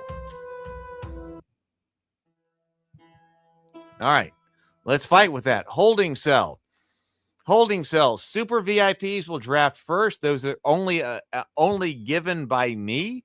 If there's a character who I have to fix something for or something like that, there are no super VIPs right now, but super VIPs do go in first. Then any VIPs that we have, then anyone who's new to the cage. If you have never fought before and you want to play, hit exclamation point spawn. You can see that bang spawn up at the top of this screen. Hit that. If you are new here, you get to go in. We want you to play. If you're new here, hit bang spawn. We want you to play. Then anyone who is present and not yet fought. And then after that, anyone who is present in the order of like ascending number of times they have fought. Meaning if you have fought 2 times, you'll be behind people who have fought 1 time. And then also channel members, if you are a channel member, you will have priority. Like if you are a Warrior of the Geekverse channel member, not only are you allowed to have 4 characters active rather than just 2, but you will also receive priority once a month. Okay. In your tier in order to draft. All right, let's draft this. Hang on. All right, we have 2 more fights tonight. 2 more fights tonight. Let's draft this party. Mrs. Dave, Bernie Beardface, level 1 dwarf. You are in. A channel member for 1 month. At a new member right here. Thank you very much. That's what that shield means right there. And you've survived 1 Bloodcage. Dave, a Ragged Lecter, level 1. Level 0. You are in. DT Anderson, Perrin Skulk, level 1 Thief. You are in. Zero Almighty, a beleaguered cut purse, level 0, an uncommon character, only 1 in approximately 70 to 185 spawns, but also happens to be starless, bottom 2% of all ability scores. We still want to see you out anyway, Zero Almighty, your beleaguered cut purse. Sam Stapleton, a dingy. I say that every time. Didn't I say that last time? A dingy? I mean, that's kind of funny. A dingy cartographer's assistant, but I believe that's actually a dingy cartographer's assistant, level 0. That is Sam. Brent Rumblebee, level 1 thief, uncommon and starless. Another starless character, bottom 2% of ability scores. Swanzo, a destitute dwarf armor's apprentice. We will fight in about 1 minute and 5 seconds. Jason Johns, a salvaged cult initiate, level 0. Brianna, what? Sable Phoenix. I don't know where I got Brianna from that. I was thinking about Brianna. Oh, man. Okay. A Sable Phoenix, a grasping antiquarian's assistant, level 0. Oh, Dave goes to Bernie Beardface, giving a gift to Mrs. Dave. Let's see this. Okay, so Mrs. Dave just got a gift from Dave No Fs. Thank you very much, Dave. Dave just sent in a gift, and you can see that Dave went in for $1.99 and specified MW26, the dog tag of Bernie Beardface. So Dave just gave Bernie Beardface a buff of +2 temporary hit points. Thank you very much, Dave. Thank you very much, Dave. Gifting to your wife. Thank you very much. Brianna Reynolds, a vagabond halfling burglar's apprentice, level 0. Not Thomas, a cautious halfling farmer, level 0. Courtney, hero, very rarely nicely. Victor of 5 Bloodcages, level 0 paladin. You are in. So let's see right here what's going on. Zero Almighty, the beleaguered cut purse, has a 26% chance of making it out. That does not include how you choose to play your character with the command, so you can do better if you command this, if you command your character well, or if you buff your character. It does not consider buffs of the characters. Let's see. Destitute Dwarf Armor's Apprentice of Swanzo has a 73% chance of making it out. Mrs. Dave has a 60% chance of making it out. So by and large, this is pretty normal. We have 8 level 0 characters in this cage. We have 4 level 1 characters in this cage. The average level is 0.3. Total is 52 hit points, average HP 4. Let's go fight. I think it's time to fight. You do not have to enter any command at all in order to fight. If you do not enter any command, you will attack, defend, and move in balance. But if you choose, you can go bang AOA, which will give you an all-out attack that will increase your attack power, but your shields and dodge are useless. Optionally, you can add coordinates and attempt to move to that square first. Or if your commands go to a specific coordinate that is occupied by a foe, you should go there and you should attack that particular foe. But be aware, all-out attacks do respect engagement lock. If you are engagement locked, you will attack the creature you are engagement locked with. Bang M, coordinates. That is a move. You will move your character to the specified coordinates, and that command will persist until you arrive at that location. Your character will still receive an action as normal on their turn. If you go bang AOD, you will sacrifice movement and attacks, but will receive an additional defense bonus. Bang hold. Hold the line. Characters will not move, but will attack monsters in range, and range includes spells and missile weapons, as well as melee. If you take no action and the character is later attacked, you will be treated as if you are on AOD. Bang run means get the hell out of there. That will improve your chances of breaking enemy engagement lock. If the break fails, you will defend as if you were on AOD, and you will try to run again next turn. Optionally, you can add coordinates to attempt to retreat toward that square. Bang fight. Bang, that returns you to fighting as normal. It cancels all previous orders and returns the character to autoplay mode. I'm not sure. Didn't we have bang fight with coordinates up earlier today? I'm not sure. If you hit bang fight with coordinates, you should target the creature which you go bang fight with coordinates. Your character will accept the last order given. So if situations change, send in a new order, and you will execute that at the top of your turn. I mean, here we 12 pieces, 15 monsters, only one white ape. Courtney, rarely nicely, front line. Swanzo, destitute dwarf armor's apprentice, front line. Mrs. Dave, Bernie Beardface, front line. Brent, Rumblebee, front line. Second line, Zero Almighty, a beleaguered cut purse. We are now accepting combat commands. If you want to send in combat commands, you can send them in. That combat command will be executed on your first turn. But if you're looking at this right now and you have a command, send it in. Brianna Reynolds, Vagabond Halfling Burglar's Apprentice, second line. Not Thomas, Cautious Halfling Farmer, second line. D.T. Anderson, Perrin Skulk, second line. Dave, a Ragged Lector, third line. Jason, a Salvaged Cult Initiate, third line. Sable Phoenix, Grasping Antiquarian's Assistant, third line. Sam Stapleton, a Dingy Cartographer's Assistant, not dingy, but dingy cartographer's assistant, third line. All right, here's to everybody. Take a drink right here.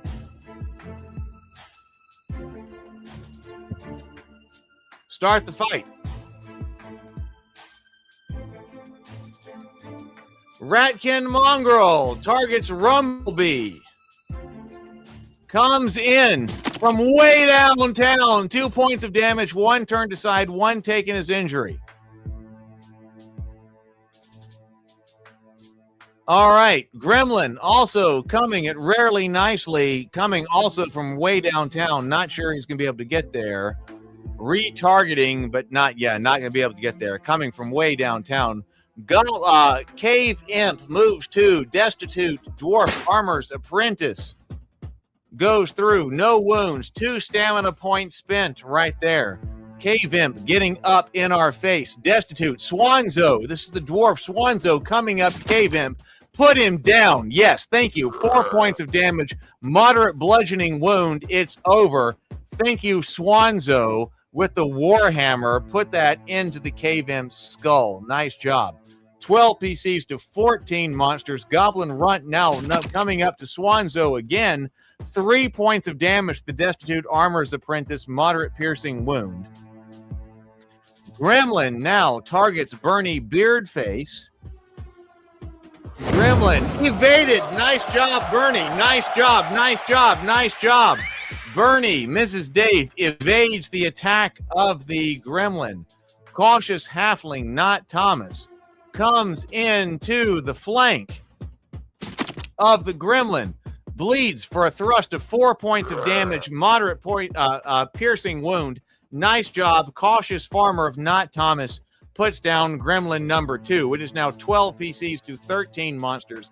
Goblin Runt, now looking at that Halfling, comes in.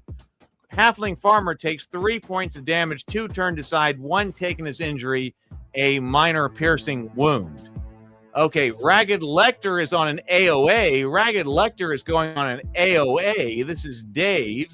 Seeing Goblin Runt coming around with a club, setting upon it, slammed for 5 points of damage. Goblin Runt takes 5 points of damage. His body goes limp, and it is finished. All right. Gasping Antiquarian's Assistant, this is Sable Phoenix, going on an AOA, going on an all-out attack. Looking for a target, Ratkin Mongrel is going to be the target. Casting Acid Splash at Ratkin Mongrel, 3 points of damage, moderate acid wound. That is enough. That is enough. Drops the Ratkin Mongrel to -1. Nice job, dead. Okay. Dingy Cartographer's Assistant, this is Sam Stapleton, goes AOA, moving to E5. Caught up in the zones of control of monsters, so goes to Cave Imp number 4. 7 points of damage with the dagger. Cuts open his throat. Cave Imp blood goes everywhere. Man, cut it open to the spine. Cave Imp is dead. Nice job. Savaged Cult Initiate, this is John, moving toward White Ape. Casting Chill Touch at White Ape.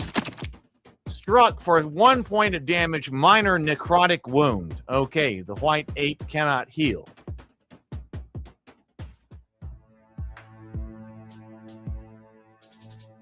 Kobold Crawler goes Ragged Lecter.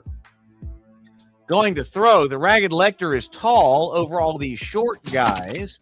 Goes into Dave, 2 points of damage, 1 taken as injury, a minor piercing wound. We've got 12 PCs still up. 12 PCs still up to 10 monsters. Brianna Halfling is going a fight order, coming down to Goblin Runt number 2 into the flank. 2 points of damage to Goblin Runt, minor piercing wound.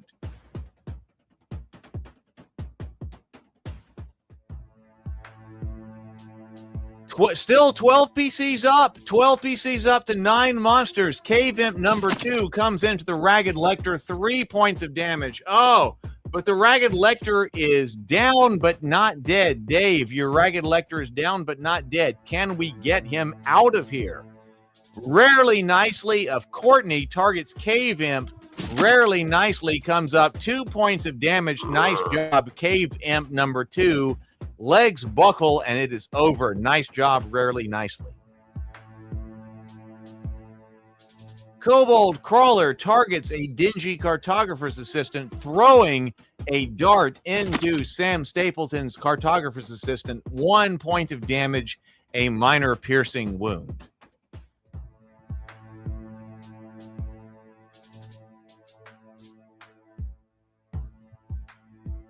Goblin targets a Dingy Cartographer's Assistant. Critical. Oh, my God. 8 points of damage with the crude spear into Sam Stapleton's neck. Blood goes everywhere. Red blood of the Dingy Cartographer's Assistant goes everywhere. And he drops and is dead. Zorn readies the archers. A volley is incoming. Goblin now targets Rumblebee, coming down to Rumblebee, might be intercepted, yes, by the Vagabond Halfling Apprentice of Brent Reynolds. 1 stamina spent and nothing else. 10 PCs to 8 monsters. Perrin Skulk, this is DT Anderson coming into Goblin number 2's flank. Goblin is skewered for 1 point of damage, minor piercing wound. White Ape targets a Savaged Cult Initiate.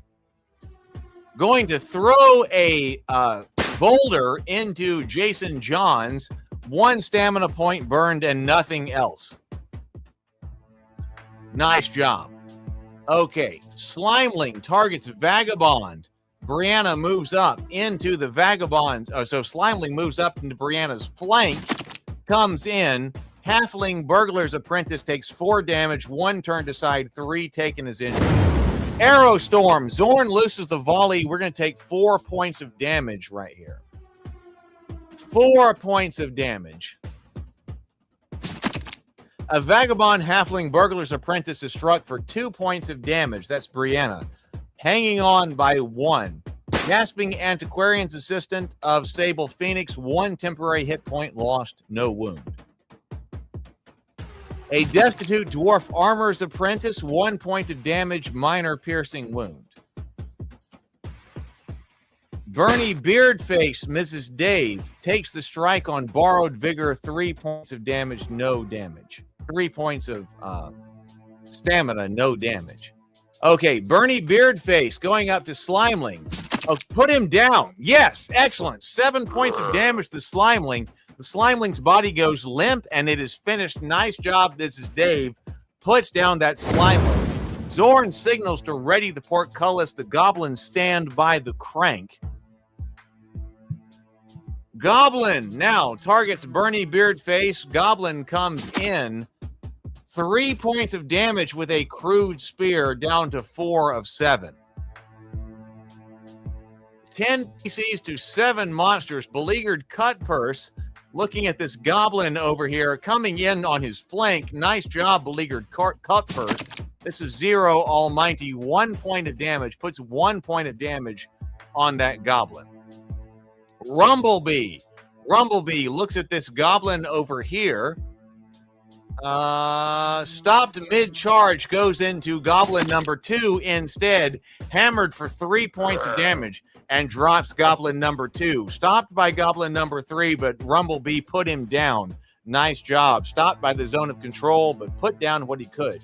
Round 2, initiative deck is reshuffled. Everybody is drawing. Goblin comes in to Beleaguered Cutpurse. 1 point of damage with the goblin number 1's crude spear. Kobold Crawler comes up to Brianna Reynolds, is going to throws a dart into the Vagabond Halfling's apprentice. 2 points of damage. Oh! Brianna Reynolds has dropped. Brianna Reynolds has dropped. The Halfling Burglar's apprentice is slain outright. 9 PCs to 6 monsters with 1 PC laying on the floor. White Ape comes up to Salvaged Cult Initiate. 1 temporary hit point gone, no damage, but then rarely nicely also takes 2 points of damage, minor bludgeoning wound. Portcullis, Ratkin Gorestrider with Ratkin Gorechild comes in.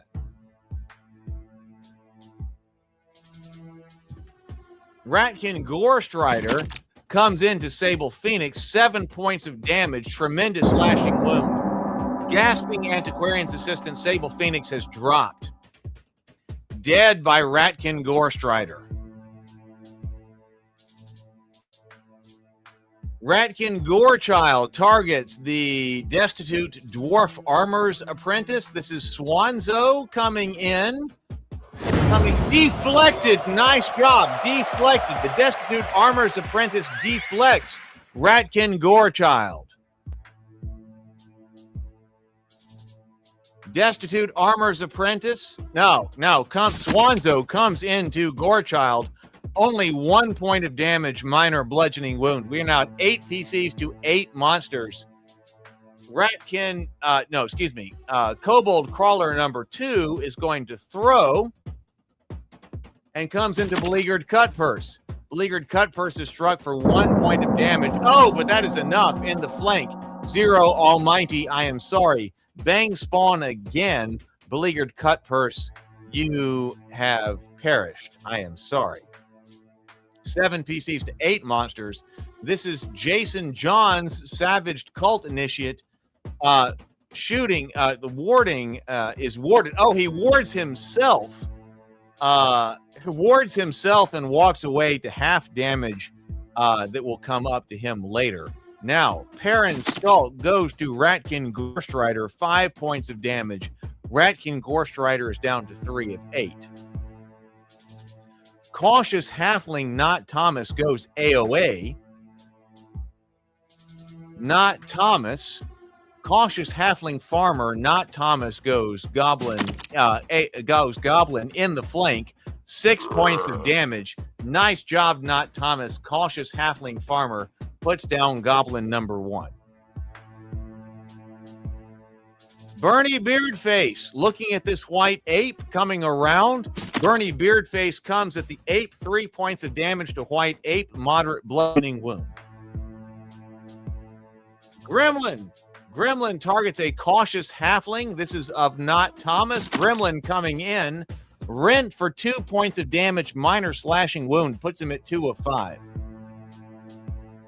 Rumblebee accepts an AOA order going to A4. Looking at, going to Ratkin Gorestrider coming in. Ratkin Gorestrider absorbs the impact of 4 points of damage, absorbs it, but dies. Ratkin Gorestrider down to -1. Nice job, Rumblebee. Nice job, puts him down. 7 PCs to 6 monsters. Goblin now targets the cautious halfling farmer. Let's see. In the flank, reels for 3 points of damage. Not Thomas. Will you survive? No. The cautious halfling farmer, if not Thomas, dies and is slain. 6 PCs to 6 monsters. Rarely nicely, looking at this white ape, put him down rarely nicely. 6 points of damage. Major bludgeoning wound. Nice job, Courtney. Rarely nicely. Put down a major bludgeoning wound with the bludgeoning end of the Warhammer. Put down that ape. Nice job. Nice job. Round 3. Initiative deck is reshuffled. Come on. It is 6-5. Destitute Dwarf Armor's Apprentice. This is Swanzo. Puts 4 points of damage with a Warhammer, the bludgeoning end of the Warhammer, onto Ratkin Gorechild, and Ratkin Gorechild is dead. Very nice job, Swanzo. Put it down. Perrin Skulk, DT Anderson draws next and goes to Gremlin. 2 points of damage to the Gremlin. Minor slashing wound. The Gremlin falls with the final thud. All right, the heroes are on a rampage right now. We are 6 PCs to 3 monsters. Kobold Crawler looking at Swanzo, not going to be able to get there, but stopped mid-charge, goes to Rarely Nicely instead. 2 points of damage, minor piercing wound into Rarely Nicely. All right, Savage Cult Initiate Jason Johns looking at Goblin, shooting with Chill Touch into Goblin number 3. 3 points of damage, a moderate necrotic wound. That drops Goblin number 3. Very nice job. Very nice job.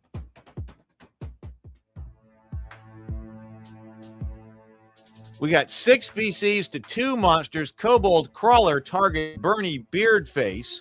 Kobold Crawler number 1, rocked by 2 points of damage, minor piercing wound.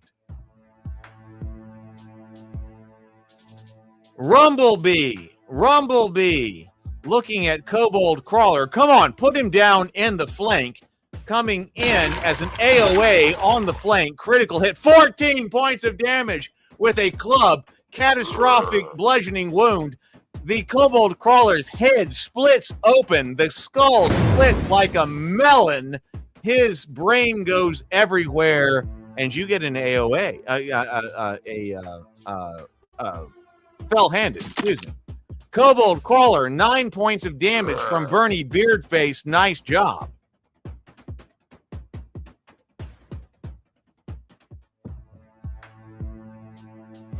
All right, victory. The heroes have survived the cage.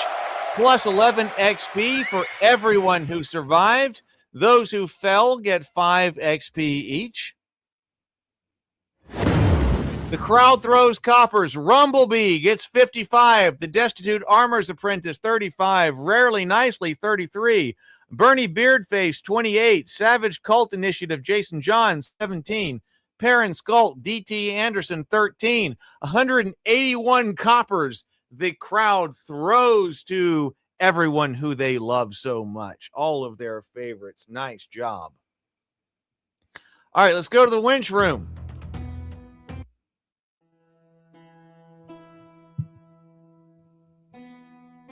All right, everybody who survived gets their blood drop to everyone who lived through that. Let's deploy the Goblin Medics. We got one more game to go. Goblin Medics. 1 point of damage healed to Rarely Nicely. Bernie Beardface gets a point of damage. Nice job. Restored. Okay, let's go to promotions. Destitute Armor's Apprentice, Swanzo, level 1. Nice work. Nice work. You are level 1. And fully healed. Ragged Ledger, Cleric, number 1. This is Dave, no Fs. You get a Cleric. Nice job. Nice job. Salvaged Cult Initiate, Jason Johns, Mage, level 1. Nice work. Nice work. Charm person, spell learned. We're gonna get those level 1 spells working at some time. All right, let's sort and dismiss. We got one more game to go. Looks like the Vulgar Unicorn has VIP'd an orphaned elf lore master's apprentice. Brad Henry has fought 1 time. You're going to be in.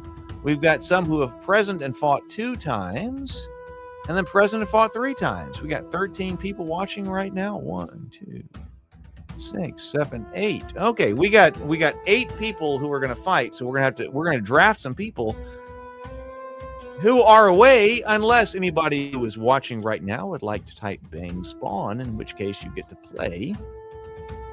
And you really should do that. You really should type !Spawn. That's up there at the top, and then you will get to play.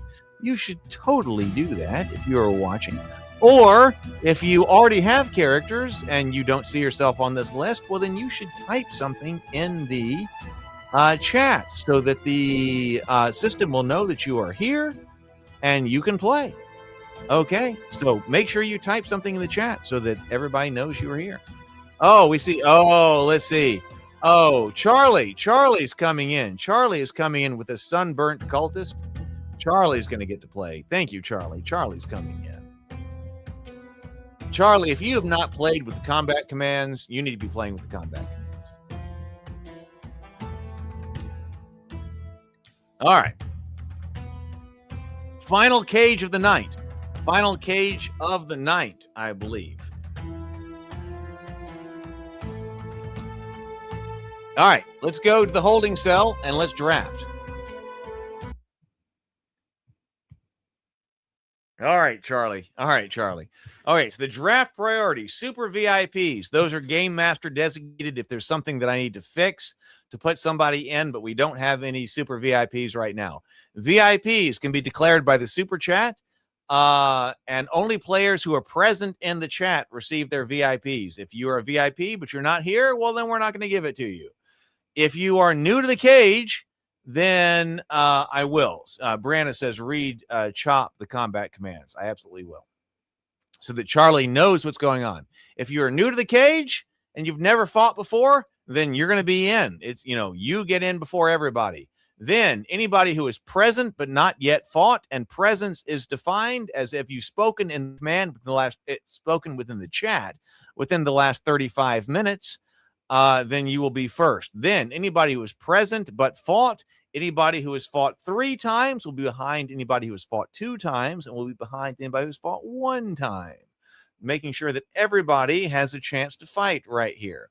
And in any particular case, if you are a channel member, I appreciate you so much. Channel members make the world go around. Then you will have priority at least once a month. If you are on the Warrior of the Geekverse level, you will have priority 2 times a month. And any time where you might have to break a tie within your tier, you will break the tie. And remember that channel members get to have more heroes active. Everybody gets 2 active heroes. Everybody gets 2 active heroes. Do not have to be a channel member at all. Everybody who shows up gets 2 characters to play with. If you want more than that, then become a channel members. So let's see. Wait, Not Thomas says, do channel members available heroes slots grow with membership length? Not with membership length. No. The shields change based on your channel membership length, and maybe I should make a better deal about that.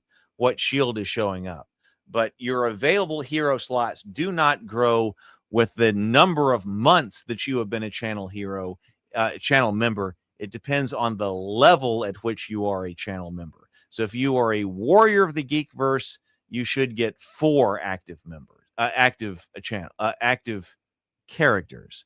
If you are a Knight of the Geekverse, do you get 6 or 8? I can't remember at the moment. Look on the channel.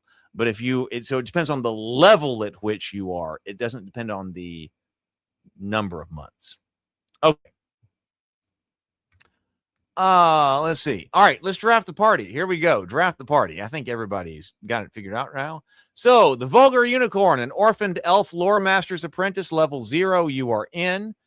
Chop, that's Charlie. A sunburnt cultist, level 0. You are in. Brad Henry. Oh, Brad Henry. We got to get Brad Henry out of here. Brad Henry is a 2-time MVP, July 27th, and then also August 5th with 1, 2, 3, 4, 5 blood drops. This means he's been through 5 blood cages. That's Meat Shield. We've got to get him out. Swanzo, love Swanzo, level 1 gnome, has been through 3 blood cages and also is a new channel member. The tabletop scholar and aching man at arms, level 0. Brent Fred the Unwise. Okay, Fred the Unwise, level 1 thief who happens to be ill-starred, bottom 12% of total ability scores. Jambi the Genie, Mrs. Dave, level 1 mage, is in. Dave, a resigned prodigal's heir. Rare character, rare. This character is only generated in 1 in 354 spawns. Top 12% of ability scores right there. Okay, a resigned prodigal's heir. Sam Stapleton, an overborn mountebank, level 0. Sable Phoenix, a rain-soaked mountebank. Brianna Reynolds, a exhausted bandit, level 0. Not Thomas, a bleary-eyed merchant's guard. You are in. Oh, thank you. Well, Mrs. Dave just put in a super chat for $1.99. A resigned prodigal heir. Hey, we got you. Thank you very much, Mrs. Dave. A resigned prodigal's heir gets +2 temporary hit points. We're going to be fighting in about 32 seconds. If you put in a super chat for $2 or $1.99, I think it's $1.99. The first super chat gets you +2 temporary hit points. The next $1.99 gets you +1 damage. The next $1.99 gets you +2 to saving throws. So thank you very, very much, Mrs. Dave. Thank you very much. And Sam says, I really appreciate this, Sam, like more than you know. Sam Stapleton says, this place is awesome. What you're doing is kick ass. I really, really appreciate that, Sam, because for years, now some people have been following my channel for years. This is a very small channel, but I have been trying for years to figure out how can we create a game that we can all play together as an online community, because obviously we're all scattered around wherever. I have been trying to figure out how can we play a game together as an online community. I've tried multiple different things and they haven't worked. I finally came up with the idea of Zorn's Dungeon, and it feels like it works. So I really, really appreciate that, Sam. That's been my goal. That's really been my goal, to have a place where people can come and play games together online in a live stream, together. So thank you very much, Sam. That's what I've been trying to do here. Okay, all right. So I think everybody has done their super chats to buff right here. I do want to say, let's look at this right here. So we have 12 people in the party. We have 8 level 0 characters. We have 4 level 1 characters. So we have a total of 0.3 characters in here. Total HP 54. That's very respectable. Very respectable. Total HP 5. All right, so respectable. So it is a relatively green kind of group. We have 8 level 0 characters, but it's still 54 hit points, average HP 5. That's pretty good. All right, that's pretty good. We have, so Sam Staples. Oh, I'm sorry, Sam. As I was just talking about, Sam, your overborn mountebank has a 26% chance of making it out. Brianna, an exalted exalted bandit, has a 29% chance of making it out. But that does not take into account how you play your character. So you can change those odds if you play your character differently. That's just assuming that everybody plays according to Bang Fight. So, all right, combat commands. I was told to make sure that it's like, Charlie, you are here. So you do not have to type in any combat commands. You do not have to do that. Your character will play with balanced offense, defense, and movement. If you do not say anything, that's fine. But you can override that with the following commands. Bang AOA, that's all-out attack. That increases your attack power, but your shields and dodge are useless.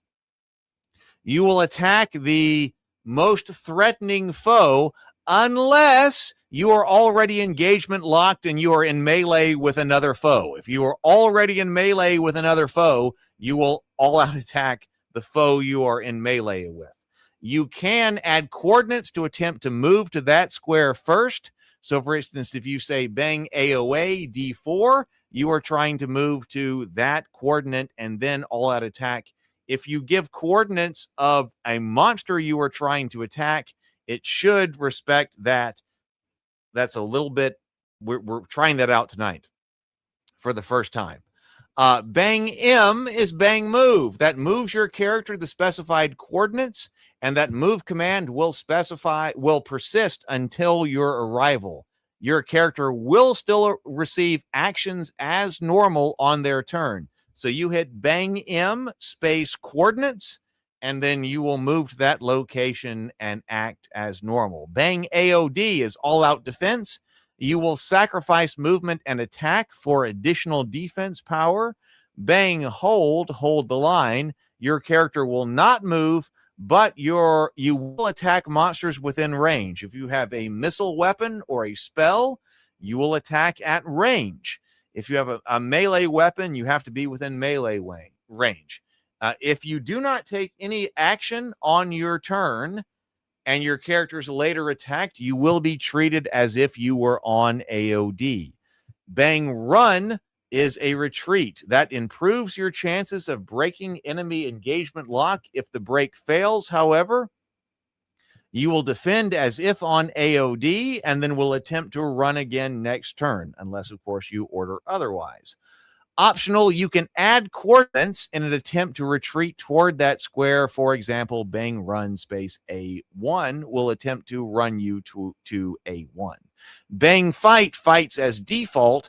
That will cancel previous orders and will return the character to autoplay mode. Bang fight space coordinates should have you attack the monster that you specified the coordinates of. Your character will accept the last order given. So if you have multiple orders, if the situation is changing, put multiple orders in. That's fine. Your character will accept the last order that you gave and then will execute it at the start of the next turn. All right, man, 12, 15 monsters, only one white ape. Not bad, not bad, not bad. We are now accepting combat orders. The cage has opened. You may now issue combat orders. They will not be executed until your first turn, but you may now send in combat orders looking at the situation if you would like. Okay, front row, Brad Henry, meat shield. Brad Henry, really hero of the cage, 2-time MVP, 5-time blood drop. Brad Henry, meat shield, front line. We got to get him out of here. Not Thomas, bleary-eyed merchant's guard, front line. Dave No F's, a resigned prodigal's heir, front line. Tabletop scholar, an aching man at arms, front line. Sable Phoenix, a rain-soaked mountebank, second line. Brianna Reynolds, an exhausted bandit, second line. Excuse me. Sam Stapleton, an overborn mountebank, second line. Brent Fenstad, Fred the Unwise, second line. Okay, Vulgar Unicorn, third line. This is an orphaned elf lore master's apprentice. Third line, Swanzo. Mrs. Dave No F's, Jambi the Genie, third line. Then Charlie, there you go, Charlie, a sunburnt cultist, third line. There you go. All right, we are fighting 12 PCs to 15 monsters. Let's start the fight. Here we go. Goblin going first, targeting the aching man-at-arms of the tabletop scholar. Evaded. Nice job. Nice way to start this. Goblin number 3 comes in with a crude spear to the aching man-at-arms of the tabletop scholar and is evaded. Nothing going right there. Ratkin Mongrel trying to get to a bleary or resigned prodigal's heir, but just coming from way too far, not able to get there.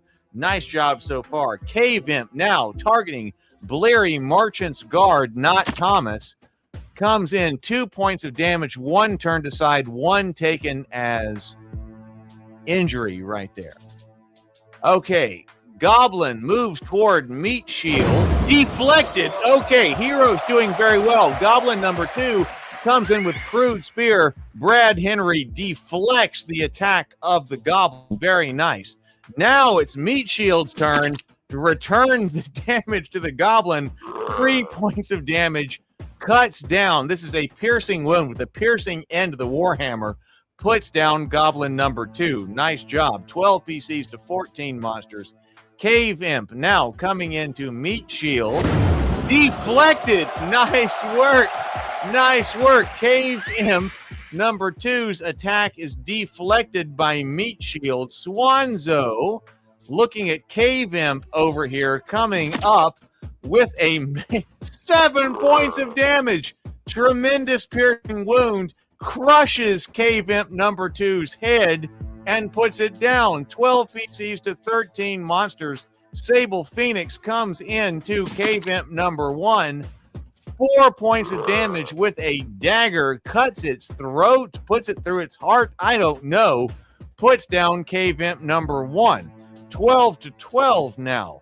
Kobold Crawler looks at Rain-Soaked Mountebank. This is Sable Phoenix going to throw here. Rain-Soaked Mountebank drives forward into the blow. No wounds. Temporary HP expended only. Fred the Unwise. This is Brent Ratkin Mongrel coming up with a club. Brutal critical. 8 points of damage to this Ratkin Mongrel. Tremendous bludgeoning wound. The Ratkin Mongrel collapses and is dead. Fred the Unwise just beat this Ratkin Mongrel to death with a club. Orphaned Elf Lore Master. This is Vulgar Unicorn going AOA. Going AOA, looking for a target. Looking at the white ape way in the back. I mean, like going serious right here. Steps up so we can cast Ray of Frost at the white ape. White ape takes 3 points of damage, moderate cold wound. Nice job. Lore Master's Apprentice, although had to step up in order to make that attack. White Ape is now upset, looking at the Lore Master's Apprentice and chucks a boulder at the Lore Master's Apprentice. 2 points of damage, 1 turned aside and 1 taken as injured.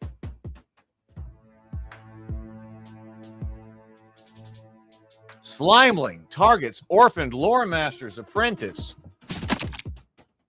4 points of damage, moderate. Oh no. Vulgar Unicorn, your Orphaned Elf Lore Master's Apprentice has dropped and is cut down instantly. Goblin Runt now targets a rain-soaked mountebank coming up. 1 temporary hit point gone, and that is it. That was to Sable Phoenix. 1 temporary hit point only. Resigned Prodigal Heir looking at this Slimeling up there. 4 points of damage, moderate slashing wound. Resigned Prodigal's Heir puts down Slimeling. Ratkin Mongrel target Fred the Unwise. Yes, he's able to get there. Ratkin Mongrel comes up. 3 points of damage, 1 turned aside, 2 taken as injury into Fred the Unwise. Bleary-eyed Merchant targets the Goblin coming in with a short spear. 2 points of damage, not enough to put down the Goblin, but enough to make him angry. Only 1 of 3 left. Overborn Mountebank, Sam Stapleton goes AOA. Looking at AOA, looking down here at Goblin. Yes, comes in with a Goblin on comes to the Goblin on an AOA. 6 points of damage with his dagger. Goblin staggers, twitches, and falls. Nice job, Overborn Mountebank. Kobold Crawler targets Bleary-eyed Merchant. Going to throw into Not Thomas. Deflected. Bleary-eyed Merchant's Guard. Not deflected. Nice job. No damage there. No damage there. PCs 11 to 9 monsters. We have Jambi the Genie targeting Goblin Runt. Got a spell to cast? Probably so. Looks like poison spray. It is indeed poison spray. 1 point of damage to Goblin Runt, and that is it. Zorn readies the archers. A volley is coming. Exhausted Bandit accepts a fight order, coming into a fight order into Goblin Runt number 2. 1 point of damage, bludgeoning wound. The Goblin Runt goes down permanently. Nice job, Brianna. Closes in on the Goblin and kills it. 11 PCs to 8 monsters, doing very well. Goblin comes into the bleary-eyed merchant. Shield catches the strike on the shield, chips, but holds. 1 of 2 right there. Aching Man-at-Arms goes toward Ratkin Mongrel. Devastating strike. Pierced for 8 points of damage with a short spear. Rams it through the Ratkin Mongrel's throat. Death claims the Ratkin Mongrel. Nice job, Tabletop Scholar. Now, let's see. Goblin Runt targets Fred the Unwise. Goblin Runt evaded. Nice job. Fred the Unwise dodges, stays out of the way. No damage right there. Nice job. Gremlin targets Bleary-Eyed Merchant. Comes up. 2 points of damage. Still some to spare from Not Thomas. 3 of 5. Arrow Storm coming in. 6 arrows. Zorn is loosing arrows from the Goblin archers atop the Bloodcage, shooting down Charlie. Oh my God, 4 points of damage. But the sunburnt cultist grits their teeth through impossible pain and stays up. Charlie, you are still up. You are reeling. Overborn Mountebank takes 2 points of damage, 1 turned aside, 1 taken as injury, minor piercing wound. Swanzo now struck for 1 point of damage, a minor piercing wound that punches through. An exhausted bandit. Blow lands on an exhausted bandit, but the protective ward soaks it up. 1 temporary hit point only. Rain-soaked Mountebank takes a puncture wound of 4 points of damage. Can he save? No! Rain-soaked Mountebank. Sable Phoenix has perished. Struck dead on the spot. You are out of here. Meat Shield. Meat Shield takes 2 points of damage, 1 turned aside, 1 taken as injury, a minor piercing wound. Zorn signals to ready the portcullis. Goblins are standing by on the crank. We are 9 PCs to 7 monsters. 9 PCs to 7 monsters. Cave Imp comes up to the exhausted bandit. 1 point of damage, minor slashing wound. Sunburnt Cultist, nothing you can do to save yourself. Round 2, initiative deck is reshuffled. Here we go. Goblin Runt targets Fred the Unwise. 4 points of damage with his rusty shiv. Puts Fred the Unwise down. He is down, but not dead. Brent, if we can save this, we can get Brent out of here. 8 PCs to 7 monsters. Kobold Crawler looks at Bleary-Eyed Merchant's Guard. Deflected. Nice job. Nothing going on there. Kobold Crawler threw the dart at Not Thomas and had nothing going on right there. Okay. Swanzo targets Goblin Runt. Swanzo comes into Goblin Runt. 4 points of damage. Swanzo with a mace crushes Goblin Runt number 1 skull, and it drops forever. Portcullis, Ratkin Gorechild coming in. Only 1 Ratkin Gorechild. 8 PCs to 7 monsters. This Gorechild is looking at, goes to attack Jambi the Genie. Let's see, 1 temporary hit point expended only. Oh, not bad. Let's jump that guy and kill him. Aching Man-at-Arms targeting. This is Tabletop Scholar coming up to Ratkin Gorechild. Puts a 1 point puncturing point of damage with a short spear into him. Let's just jump that guy and kill him. Gremlin comes into Bleary-Eyed Merchant's Guard. This is Not Thomas. 2 points of damage. So he is down to 1 of 6, and he is bleeding. Sunburnt Cultist. This is Brad Henry. Now Meat Shield Meat shield of Brad Henry comes in on Ratkin Gorechild's flank. Vicious critical. Nice job. 12 points of damage. Catastrophic piercing wound with the piercing end of a Warhammer. Nice job, Meat Shield, understanding why you are two-time MVP. Put him down. Very nice job. An exhausted bandit, it goes fight order into the cave imp. Brianna, put him down. Only 1 point of damage. The cave imp is still up. The exhausted bandit doing what you can right there. Jambi the genie, Mrs. Dave, going to cast poison spray into cave imp. 1 point of damage, but that's all that it takes. Nice job, Mrs. Dave. Cave imp number 3, you drop. We got 8 PCs to 5 monsters right now. Let's see. We got the Overborn Mountebank. Is he still going to be on an AOA looking at this gremlin? Comes into the gremlin's flank right there. Cut him down. 7 points of damage. Tremendous slashing wound. Gremlin body parts go everywhere. 7 points of damage to the gremlin. Enough to just splatter this gremlin with this dagger. 8 points of damage to 4 monsters. Resigned Prodigals Heir. Dave comes up to Kobold Crawler number 2. Puts 3 points of damage on him with an arming sword. Nice job, Kobold Crawler. Nice job killing Kobold Crawler. 8 PCs to 3 monsters. Bleary-eyed merchants, not Thomas, making a last stand. Got to get into Goblin number 1. 1 point of damage, but hey, that's all it takes. That drops Goblin number 1. The light fades from the Goblin's eyes. 8 PCs to 2 monsters. The white ape still gets to go. The white ape is still up. Looking at Sam, the Overborn Mountebank. 6 points of damage, major bludgeoning wound. That drops Sam Stapleton's Overborn Mountebank. I am sorry. Bang spawn again. Then goes into Not Thomas. Not Thomas's guards, wooden shields, a merchant's guard shield buckles and splits. There's nothing left for him to hide behind. Now Kobold Crawler looking at Brianna's exhausted bandit. Kobold Crawler throws into the bandit. 1 point of damage. You are still up. You are still alive. Woo!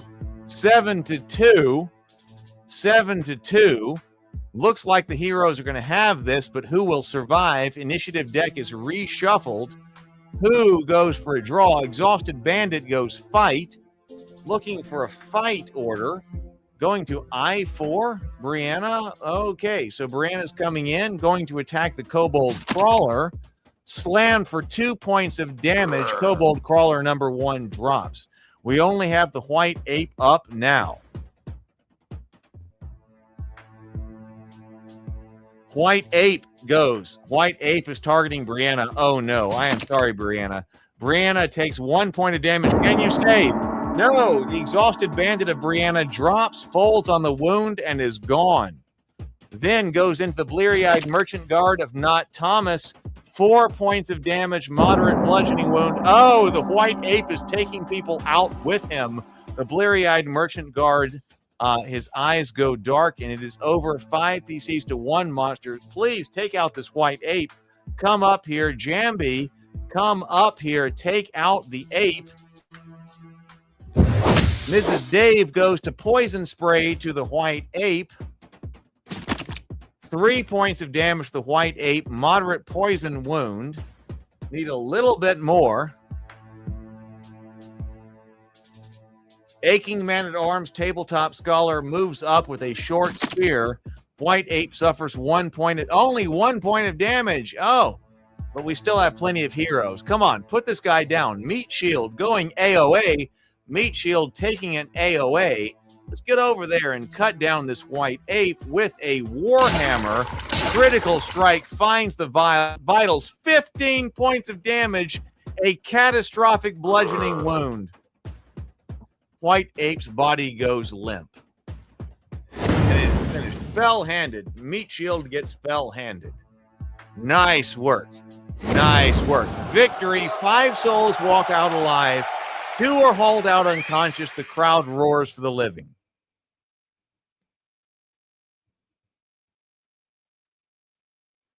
Bloodcage MVP, Brad Henry, Meat Shield on a rampage.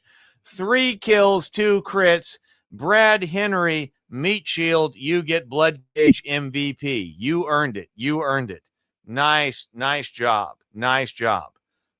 Brad Henry playing Meat Shield on a rampage. Nice job. 9 XP each to all survivors. That is 7 who shared the spoils. Everyone who fell got 4 XP each. Let's throw some coins. Meat Shield, Brad Henry gets 53 coins, copper coins. Resigned Prodigal's Heir, 28 coins. Swanzo, 25. An Aching Man-at-Arms, 18. Jambi the Genie, 18 coins. 142 copper coins thrown. Nice job.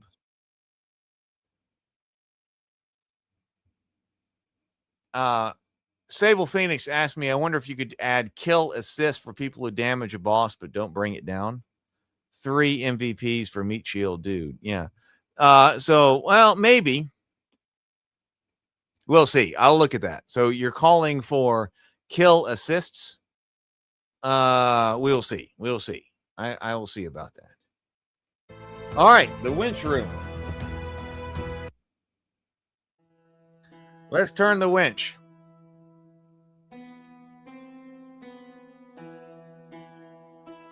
All right, everybody who lived, whether or not they were unconscious or not, got their blood drop. Let's deploy the goblin.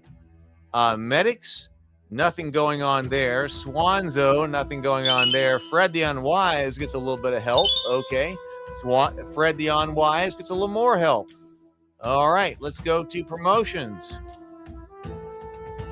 The Resigned Prodigal's Heir. Okay, Dave, you get a level 1 knight. Level 1 knight. Nice job. Sunburnt Cultist. Charlie, level 1 mage. Nice job. Your wounds are washed away. Light. You learned light, which is not functional yet. I need more time to be able to. An Aching Man-at-Arms, Tabletop Scholar, level 1 knight. There you go. Fairy's Blessing. Wounds wash away. Meat Shield and his friends go celebrate in the wench room. Nice job. Go celebrate in the wench room. Nice job. All right, let's sort and dismiss. All right. So currently we have 31 characters in the infirmary trying to get healed. Yes, that's right. So now, Charlie, you can name your character. Hit bang name space new name. No, hit bang name. Hit bang name space dog tag space new name, or log into zornsdungeon.com, and that will allow you to rename everybody. The stable, we got what? 194 characters in the stable. Let's go to the leaderboard. Let's see how this goes. So, most kills. Meat Shield got 3 kills tonight, moving up 1 slot, number 7, with 18 total kills. All right, nice job there. Cage MVPs. Oh, Meat Shield got 3 MVPs. Nice job. Has +1 MVP. Meat Shield has 3 MVPs. That is very, very nicely done. So now Meat Shield is tied with the Chosen One for 3 MVPs. Very nicely done, Brad Henry. Let's see. So we have Barristan the Bold, the Vulgar Unicorn, got 1 MVP tonight, so it's now tied at number 5. So nice job. Boss Slayer. Let's see. Bosses are anything that comes through the Bloodcage or any of the apes. Did anybody? Oh, yes. Meat Shield killed 3 and is now showing up on the top 25 for the first time, ranked tied for number 16. Okay. Damage dealer. We have 1 person. Meat Shield, Brad Henry, the first level human paladin, dealt 30 points of damage tonight, and so is now at number 5, having climbed 7 spots in the top 25 rankings. Meat Shield is our is our highest damage dealing living character with 131 points of damage. Nice job. Most bruised. Did anybody come up on the top 25? Yes, rarely nicely of Courtney, who has 5 blood drops, has taken 26 points of damage, number 17 for most of number 17 for most damage taken. Biggest hit. This is the biggest single hit. Let's see. Oh, Meat Shield put 15 points of damage with a Warhammer on a white ape. So it's now tied at number 21. There are also 2 more people tied at 21. So you got to get at least 15 points of damage in a single hit in order to get that.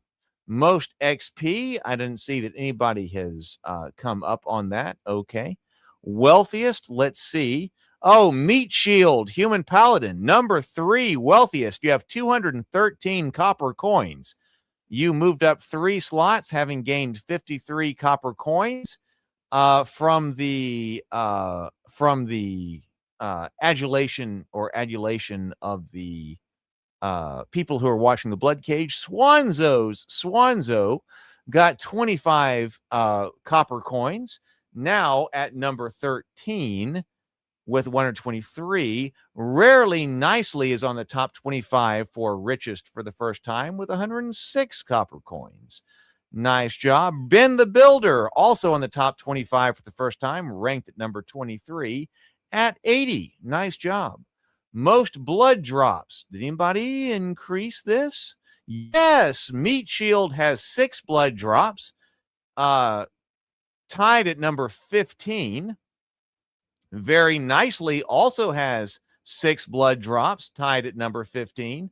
Ben the Builder has 5 blood drops, tied at number 23. And there are also a bunch of other people who have 5 blood drops, 11 more tied at number 23. Best defenses, 1 person came up.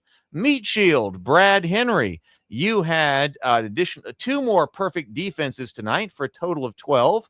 That moves you up 1 slot at number 9. Very nice job. Fell-handed Meat Shield. Meat Shield just on the rampage tonight. Did 1 fell-handed tonight, so has a total of 4, now sitting tied for number 2. Brad, very nicely done. Very nicely done. Meat Shield, Brad Henley's becoming one of our heroes right now. Fell-handed. Okay, just did that. Show wrap-up. Okay. The Reckoning. We had 63 kills tonight. We had 13 characters fall. We had 1 new champion at level 1. We had 363 damage dealt. So, Meat Shield, you have our Cage MVP right there. So you were at number 2, and then you moved up to 3 kills that you were sharing number 1 Cage MVPs with 1 other. So very nice job, Meat Shield of Brad Henry. You are now sharing the number 1 most number of Cage MVPs. So, I mean, clearly a hero right there. The Fallen, Son of Zorn, has fallen. A cautious halfling farmer, you have fallen. An exhausted bandit, a windblown smuggler, a displaced cult initiate, a vagabond halfling burglar's apprentice, a gasping antiquarian's assistant, a bleary-eyed merchant's guard, a seasoned grave robber, a rain-soaked mountebank, an unproven bandit, an ash-covered halfling farmer, and an orphaned elf lore master's apprentice. Not very many named characters. Son of Zorn is there. Son of Zorn. Why are your comments being deleted? I'm not deleting any of your comments. It is not me. If comments are being deleted, it must be YouTube. I'm not deleting any comments. But here is to all the fallen. Here is to all the fallen.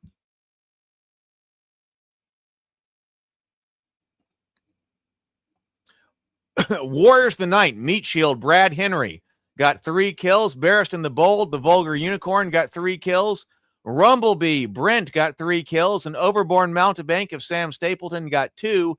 Ben the Builder got 2. Most damage tonight, Meat Shield, Brad Henry did 30 points of damage tonight. Brad Henry did 30 points of damage tonight. Rumblebee, Brent Fenstad, 21 points of damage. Bernie Beardface, Mrs. Dave, 19 points of damage. Lady Mai Lady Mai Balsic, of course, 18 points of damage. That is Echo Bernstern. 18 points of damage. Barristan the Bold, 18 points of damage. Ignore all of that up there because that's not right. And then Blow of the Night is Meat Shield. Yeah, I've got to work with this players on what order they come in, because that should be about how many copper coins you get, because the copper coin should be awarding you as a good player. But Brianna, right now, according to this, is number 1 right now. I got to work on that. Maybe we'll get more on that tomorrow or next day. Blow of the Night, Meat Shield, a critical with a Warhammer. This is Brad Henry. Brad Henry's Meat Shield dealt 15 points of damage on a critical with a Warhammer to a white ape. That is Blow of the Night. Okay. Whoa, that was epic. That was epic. Thank you all. Thank you all for playing with me. I really enjoyed it. I got more stuff to do. To improve the game. But thank you so much for being with me tonight. I really appreciate it. Please go forth, be creative, and be constructive. Thank you all. Thank you all. All right. Have a wonderful evening. Later, everybody.